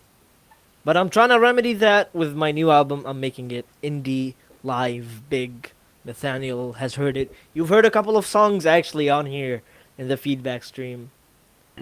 Cool. The thing about these mashup songs is they sometimes drag on a little tiny bit. And it's the same sentiment with this song and the last song. It feels a little bit too engineered. Maybe you were trying to incorporate a lot of things, as Aisha said, like 90%. We know 10% you've added. Maybe it could be 100%. Maybe you could lean into it 100%. Maybe you could use a Daft Punk drum beat with a I don't know, a Medion bass line with a bunch of sampled layers from a whole different place. Maybe that's a lean. Maybe you could make your own track and just like add little snippets of these tracks into it, and just like a kind of injection. But I think I really liked also the that Korg piano. I heard it towards the second part of the song. Now that's lean in. This is that's the correct context. I would say. Yes, this is the exact correct context. I feel the percussion needs a bit of oomph. It feels a bit too weak. I can dance to it, but I kind of just want to go back to the bar and order another drink while the song ends. I mean, I want to listen to it, but I don't feel like, yeah, let's go dance. Yeah, like that second song that played on the stream was like, yeah, go. I don't want a song to end. And this This one just watching like you dance. it feels like an interlude for a set. Like a calm like set, like middle part. I mean, I think it's too busy for me. Is the problem? Like, yeah, you've got all the house tropes at once, but they literally all at once. It makes it hard to understand what the focus Playing over is each of the other. actual track. It also means that your mix sounds muddy, but it's not because you're actually bad at mixing. It's just because there's so many things I literally can't really work out what I'm supposed to be. Yeah, there's too much Feeling. too much going on for sure. I mean, that like mixing can heal so many of these things. You just got to go through. That's all you can do. And maybe just choose your time and your place for the, like, you could have one of those things only ever occur in one bar and never come back again, but people will remember it because they know it. Right. Yeah. They expect it. Like, you don't have to, like, that piano bit it occurs at the end. That's the sort of way you should approach it, where it's like, yeah, you're incorporating every trope, but you don't have to have every trope all at once. Yeah. Exactly. But yeah, fun. And it'll still be fun as hell. It's still like super fun. So why the hell not? What I would do if I wanted to improve this track would just chop a bunch of things, not literally start from scratch, but just rearrange. Maybe have at most 5 things playing at once. Yeah. Maybe that would de-busy the unbusy the track a little bit. I agree. Unbusy and pump up is the recipe for Pump up the success. drums, Pump up please. the drums. We got heist vibes. I know that they stuck around and had to go, so we can timestamp them here because they've been a good supporter. So we appreciate you. Is there any specific comments? Yep, I recorded the guitar and bass live. There is still space for a singer to be added, but I'm very happy with where it is so far. Any criticism is welcome. All right. Good. It's at 2 hours.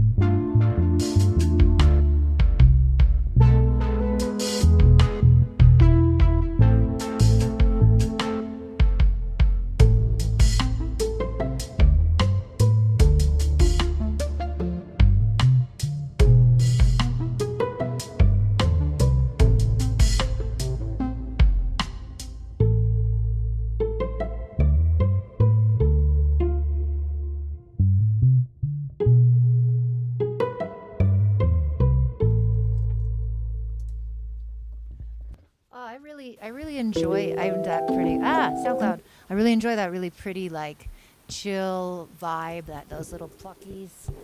Sorry, I had my speakers up. I'm gonna turn it down so I don't echo. Yeah, I think the only thing for me is like that's got a really nice, like, natural sort of plucky texture to it, but it needs some Foley. It needs some more like noise sounds and things to diversify this space because it's a little bit thin. Like the air needs to be thicker, you know. And what I mean by that is like there needs to be stuff that you don't necessarily notice, but is there and is taking up room without taking up room. It's a tricky thing.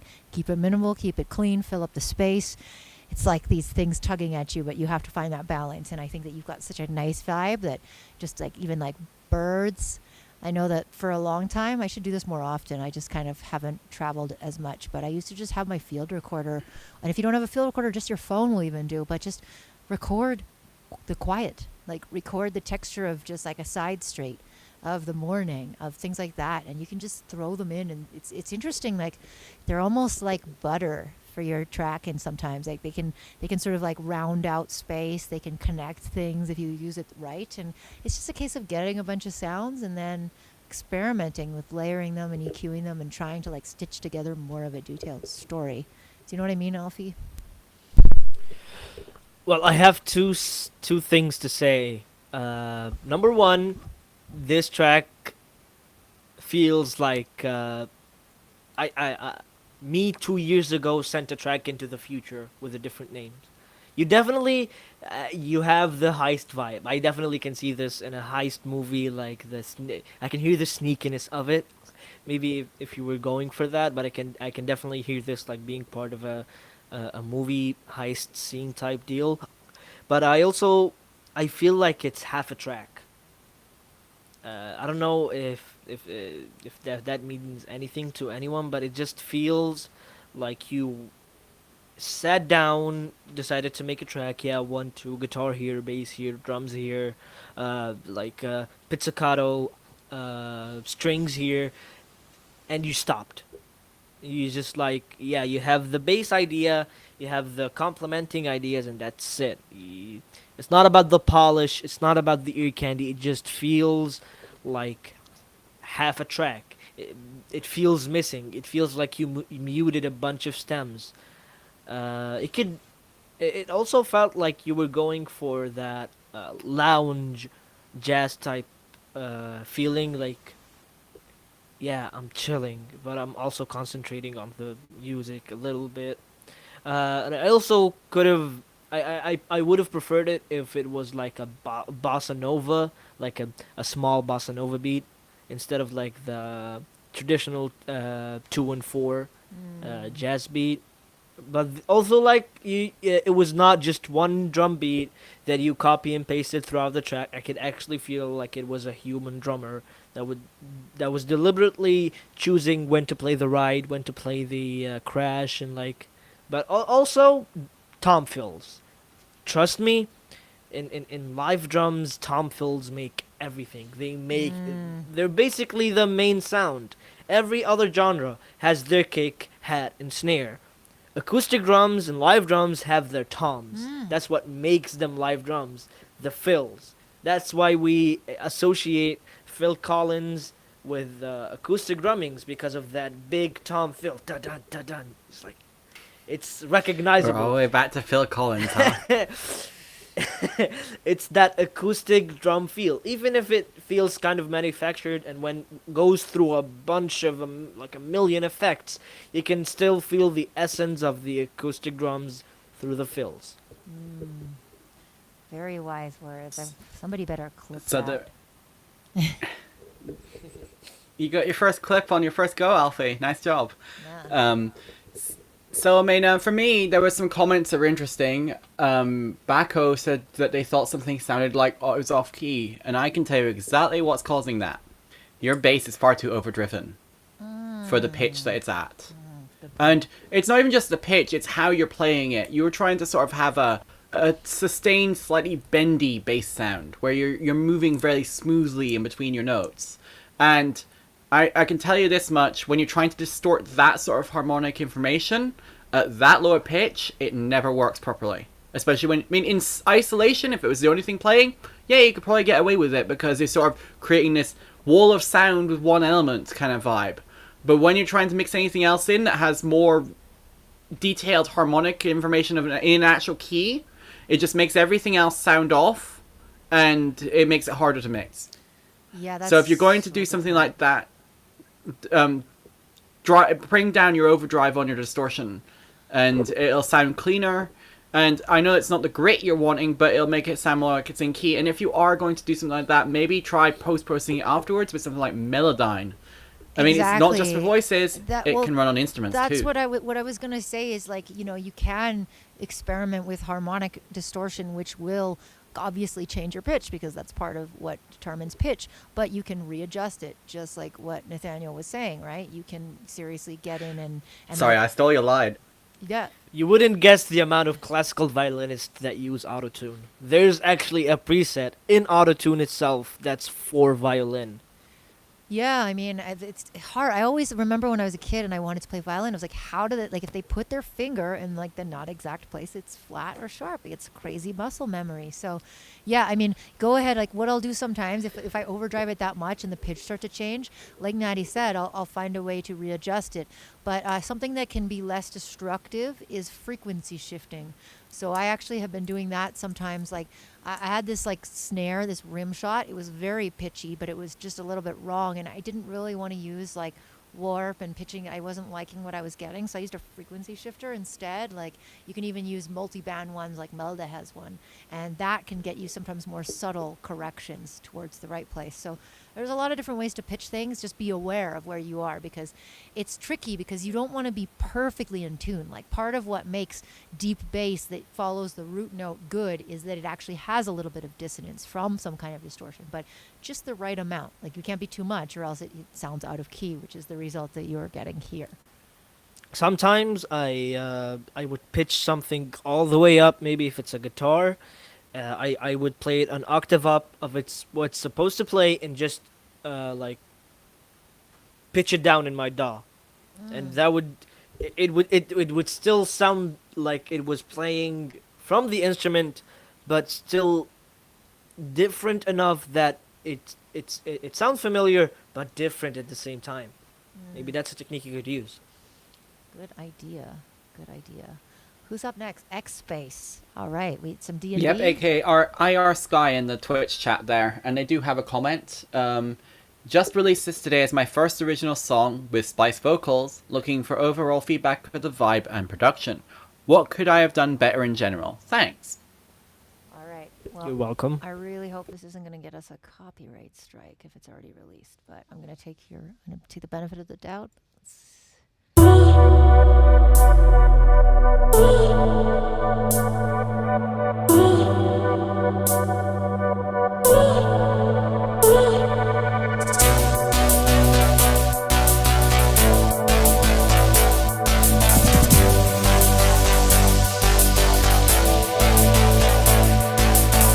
Can I ask you, was it something I did? Still I wonder, cause it isn't too clear. I don't want no trouble, tired of the lies. You found yourself another, heart as cold as ice. I'm trying to recover, do you even realize? I give it all to you, thinking we can make this right. Nothing I can do. When do you become my guy?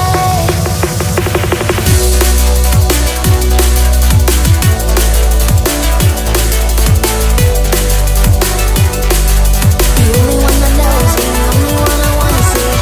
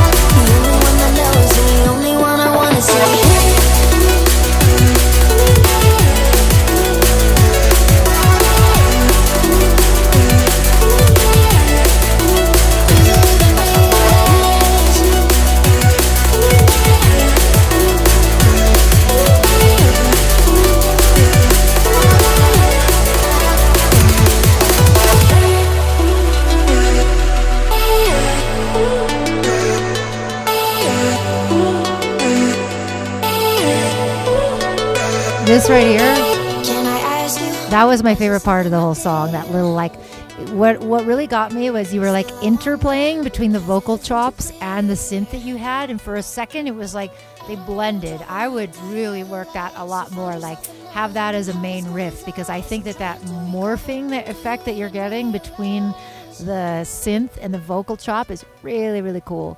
Like you can use plugins like Melda and Morph. Like there are plugins that allow you to morph between two sounds, but you can also just like crossfade or filter or something, and you're like almost just doing that anyway. So I would just lean into that. I really, really liked it.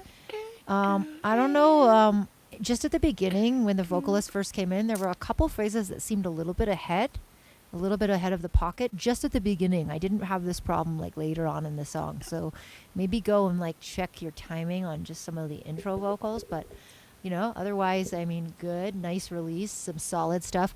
I agree with Disco Dave in the chat that like maybe not necessarily an aim and break, but like some more live break emphasis, because drum and bass has such a like pocket sample heavy tradition. So like I can hear a little bit, but maybe it's just a mix thing. Like I want to hear a little bit more of a live dirty break a little bit, but I like it. I think it's a solid tune. Alfy? I was actually waiting for a breakbeat song to come on. Maybe this is Liquid DMB, but I really like the energy of it. As Nathan saw me, I was I was moving throughout the whole track. I was just like I was really digging the rhythm of it, just like the movement. Maybe this because it's released already on platforms, but loudness doesn't mean good. It was just like a little bit too loud on the master. It was quite not loud. clipping, but is a bit too loud. Maybe that was just normalization through the streaming service. Is it SoundCloud? This was on SoundCloud.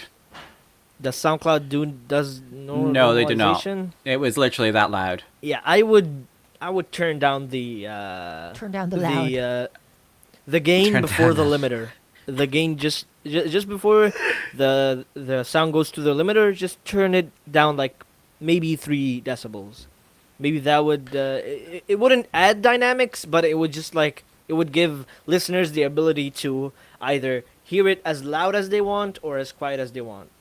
But when you're turning everything up to the max yourself, even when the listener does like turn it down, it maybe does like a bit of disconnect between like songs in a playlist. Maybe. I mean, that's I why think like the overall Spotify and volume- YouTube does normalization, because they want listeners to hear like on the same 0 dB level and not create any disturbances between transitions between songs in a playlist or an album. I think you can pull it off. I mean, we've had tracks on here before that still sound like they're sound intentional when being crazy loud. But the problem is, I think that they've basically brickwall mastered an imperfect mixdown to the point where it's like it's bringing up elements that were kind of a bit over the top in the first place, and then smushing everything else back down around it. And it's just, I mean, so it sounds like it's distorting, but it doesn't sound like it's meant to be distorting, is the problem. I didn't hear any clipping on my side. And there's mainly on the higher end elements, which does happen especially when you've got a limiter, like, you know, brick wall working limiter. overtime. And it was to the point where I actually did have to turn it down slightly because it was piercing a little bit. But it's not because your mastering is wrong necessarily. You can get away with a brick wall limiter to get that volume, but your mixdown has to be perfect, otherwise it won't work properly. I've actually been using FabFilter's Pro L too, because they have a couple of modes that don't actually limit the sound. They do limit the sound, but they actually turn down. Like they take the signal, turn it down, limit it a bit. So however loud you're playing the sound you're playing is going, it's gonna turn it down and limit it a bit. So no soft clipping will be happening alongside the limiting. So Bacco saying Transparent Pro L is amazing. yes, there you go. There you go. Yeah.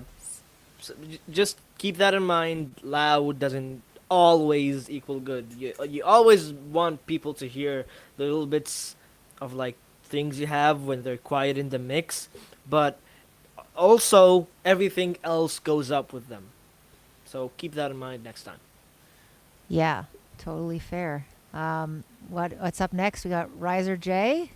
Is that? Oh, yeah, aka Ground, apparently. Although, if you're gonna call yourself a username and you have a random username on like SoundCloud, it says user296325143.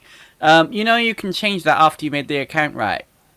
Yeah, user. Maybe he has a bunch of links out there and he doesn't want to change his name because those links will break.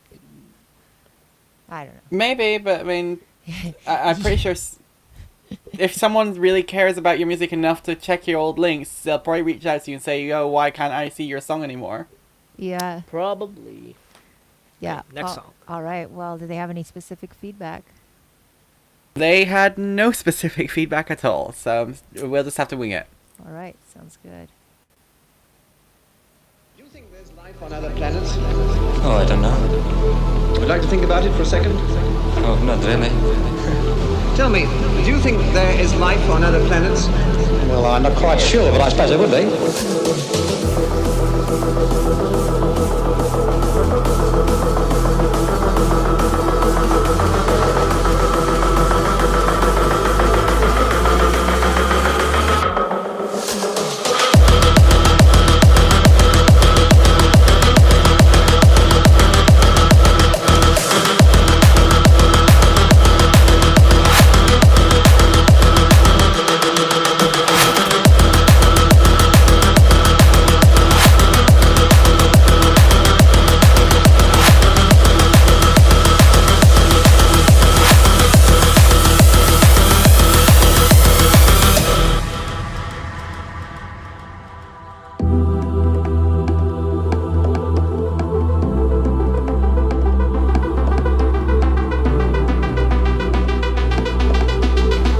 Do you indeed think that there is life on other planets? Do you think there's life on other planets? Oh, I don't know. Would you like to think about it for a second? Not really.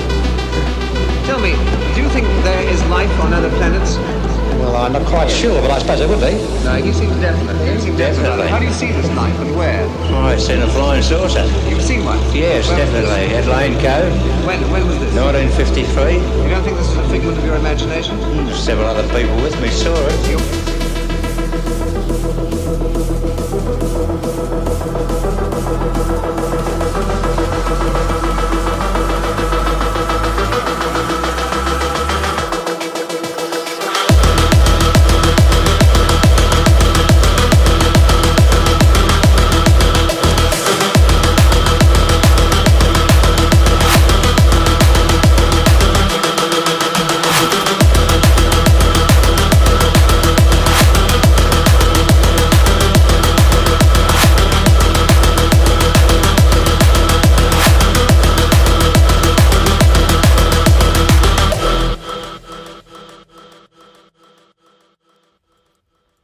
All right. That was Life on Other Planets. What did you think of that, Natty? I'm going to let you go first on this one. I mean, well, I was dancing along, so that's always a good start. I mean, I don't actually necessarily listen to a lot of this, I mean, is it like hardcore techno Dutch stuff? I don't know, they like this music in the Netherlands. I mean, I think for me, it would have been nice to maybe hear more of the sample used in creative ways to make the soundscape of the song. Because you sort of just have it in there in the intro, and then you have it there before a breakdown, and, but like, it feels separate from the rest.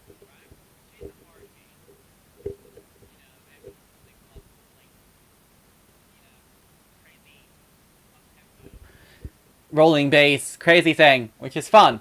But it's just like that. I feel like it's not quite unified enough in that sense. Like, it's not pushing the envelope far enough with the samples that you're actually wanting to use. And that could elevate from being a fairly average song in its genre to being one that's, a tent pole. This is an awesome example of this genre kind of song. Like, you're so close. The production is actually really solid.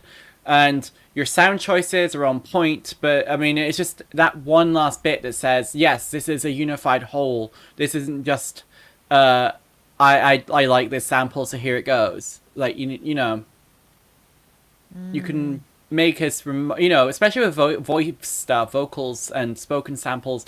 You know, it is possible once you start hiding it around in other places, formant shifting it and stuff, for people's subconsciouses to still pick up the fact that it is the same sample to some extent. Yeah. And it's nice, you know, because it's familiar but not. Yep. Bit of what they know, bit of what they don't. What do you think, Alfy? I think it was a bit too much. I'm not a fan of that. Like, I do listen on occasion to some trance. I don't know if this is trance or not, but I think it's a bit too much. Even like if we're in like a big party and like everyone is going, I think it's just like a bit one note, a bit too much. Maybe it needed some breaks, some parts to be break. Maybe they needed to change the kick sound, change up the lead synth to another like lead sound, change the lead as a whole, transition into another genre, use a breakbeat, just something to get the ear picking up on the song. I zoned off, basically. I just like, because it's basically just like, okay, and I just kept waiting for it to change, and it didn't. Mix was great. Master was also breakwalled on this one, but just try and vary it up a little bit, even inside the limits of this genre. There's a lot of things to do. Even if you can't add more percussion, you can still vary up the harmonics and melodics, and even just add little twinkle effects and stuff like that. But maybe I'm out of my league talking about trance. Yeah, who knows? Yeah, big ups to everybody watching. Sorry if the video is lagging. It's really weird. On this side, I see no dropped frames or anything, so I don't know if it's like the Twitch converter or something is going on. I'm going to try and mess around and just make sure it's not me and close Volta for a bit. But this is a strange thing with these M1s. I got to say, like, I'm kind of regretting getting one because it's not completely compatible with anything. So like it could be the version of OBS that I have to use in order to use the M1. So I think I'll just turn the visuals off for a little bit and see if like we are lagging a little bit less, and then might be an interesting way to compare it. So anyway, so next it seems to have fixed it. Yeah, so, I mean, because we were getting a lag on Video Ninja as well, and you turn the visuals off and suddenly you come back to life. Yeah, the video came back.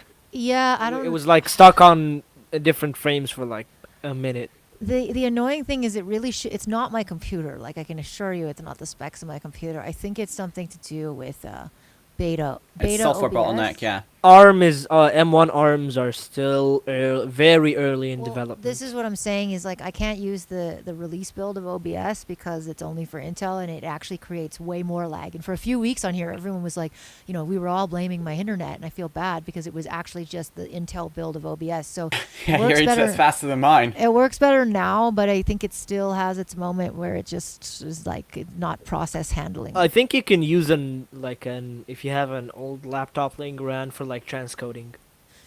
Yeah, that's true, but even that, like I do have an old laptop, and it doesn't handle all these remote video streams very well. Like that's basically like Zoom does all this transcoding for you, and so the advantage of this stuff is that I can put you at any frame rate, and I can like combine this however I want. But it is like a little bit of a toll, but it should not matter. It's just the stupid M1. So, anyways, enough about my stupid overpriced computer.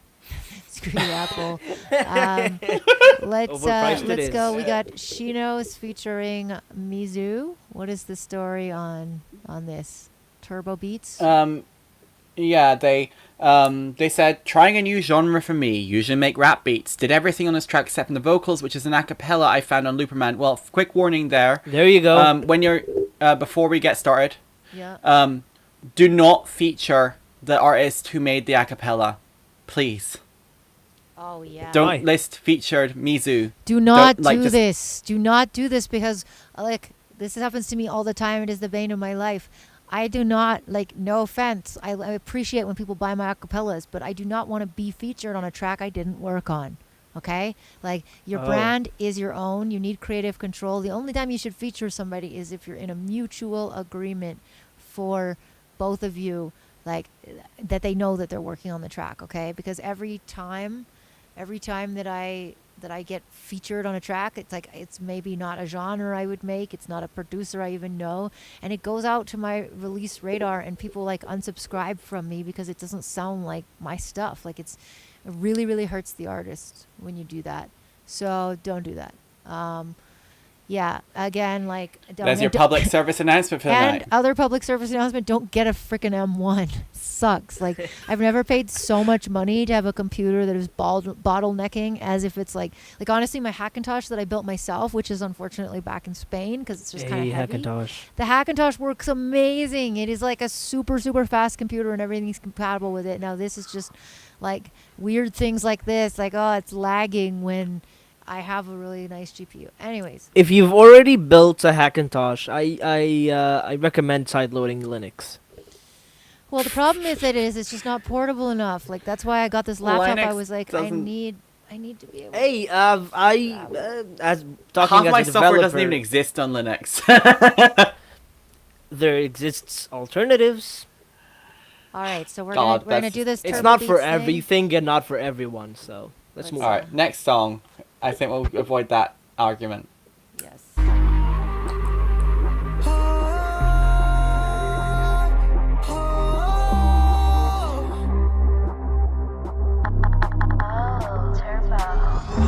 I can pretend that shit doesn't know it when you're running around in my head, and I can't seem to forget the way we live.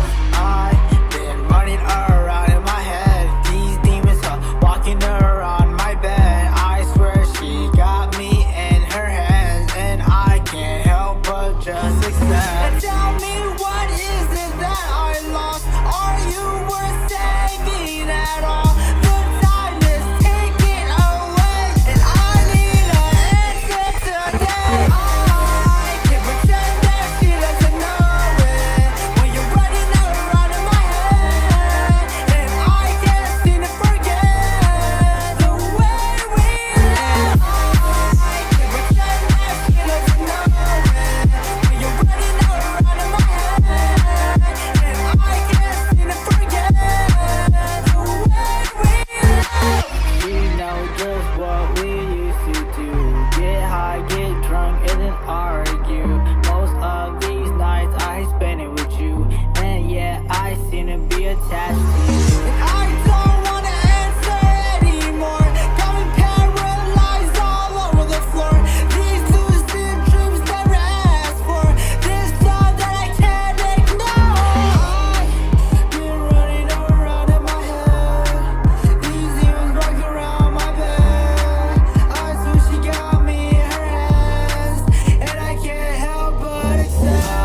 I can pretend that she doesn't know it when you're running around in my head, and I can't seem to forget the way we live.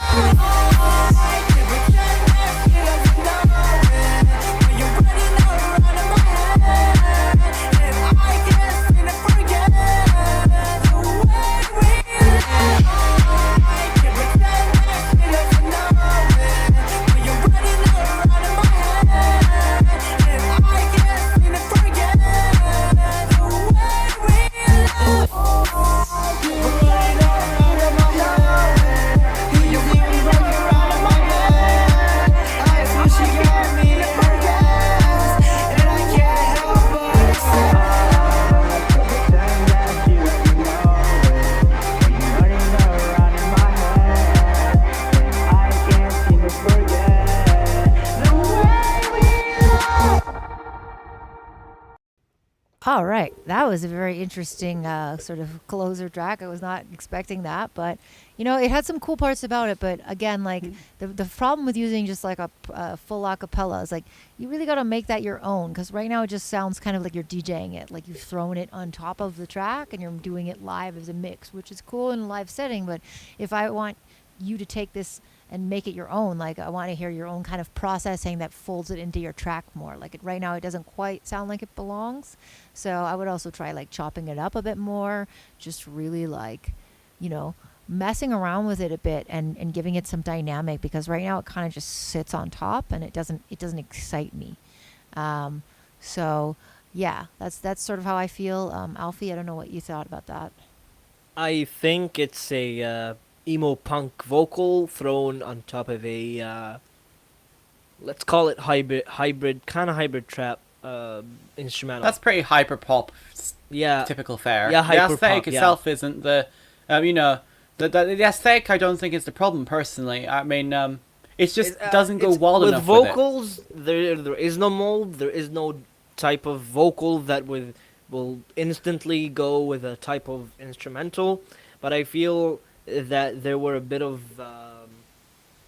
aesthetical clashing, where the instrumental is trying to say something and the vocals are saying something completely different, and there is no bridge between them. Maybe, well, I maybe had a because few he ideas that didn't might fix do, that at like, least. Yeah, mix is kind of nice. He definitely knows how to mix vocals, but as Aisha said, it feels like you literally took a vocal stem, put it on an instrumental, and mixed it and said, "Yeah, that's it." Yeah. Where's you? Which part of that is you? Yeah, I understand. You produced the beat and you mixed it and you mastered it, and you put it's like taking a loop, like taking a trance loop and putting it on a jazz instrumental. Yeah. And personally, I've heard stuff with vocals like this and sound design choices like this that can work, but what it needs is things like moments where the vocal doesn't immediately jump to the next line, or where you start having it so you use gated effects, for example. So I want it to turn into like a scream that then gates, because there are moments where you could do that, where you could stretch his voice out and warp it and twist it and go to the point where once you start adding more mutated layers on top of it, you can performance shift them apart, and you know, even pitch correction and stuff like that can be used as a tool in this manner to create alternate takes of your core stem that then you can use to emphasize specific words without having to obviously ask the original vocalist who just made this quick sample pack thing to actually do it for you. You can do it artificially, and with hyperpop especially, it benefits from that weirdness. You think about what how many gecs are they? 1,000. 100 in the name, 1,000 in the album. Yeah, and I think they have one that's 10,000 gecs. I wonder how much they're going to get up to it eventually. But anyway, 100 gecs, 1,000 gecs, 1,000,000 gecs. Anyway, gecs. There's a few other people in that crowd as well. That, you know, they have this raw vocal, and for the most part, it stays raw. But then they chuck all this weird post-processing on it that isn't trying to polish it. It's trying to make it weirder. It's trying to make it its own. And that's kind of what you need to do here, I think. It's where you just sort of say, okay, this is human for sure, but how can I make it sound alien? Right. And crazy. Yeah, I agree. I agree Yeah, I with feel it was a bit too tamed. Well, it's just right now it's the stock vocal, and that's fine, but then there's this whole that gives you a lot of good stuff to work with, and it's just that's the next level is saying, watch okay, me throw a guitar amplifier on a vocal next time. I actually have done that. Yes, on my do it. album. I actually did that a couple of times on my album. I mean, it's the Mick Gordon approach to sound design. Literally throw an amp on everything. Well, I want to thank Alfy. He has been such a great guest. And before we go, I wanted to just reiterate that we're having this remix contest right now. So do not miss it. We've got Audius, You Suck at Producing. We've got our EDM Production Discord, and of course ILBC. So I'm really, really, really psyched to be presenting this, and I really hope that you all can participate, because here's the thing. We have so many different dimensions. We have the Remix Challenge, which is going on Audius. Again, if you go to Underbelly's Audius, he's got the remix competition up there right now, and you can download the stems. Now, the stems get compressed to MP3. You can download them from our Discord as well in the announcements channel. You got till September 6th to win some cash.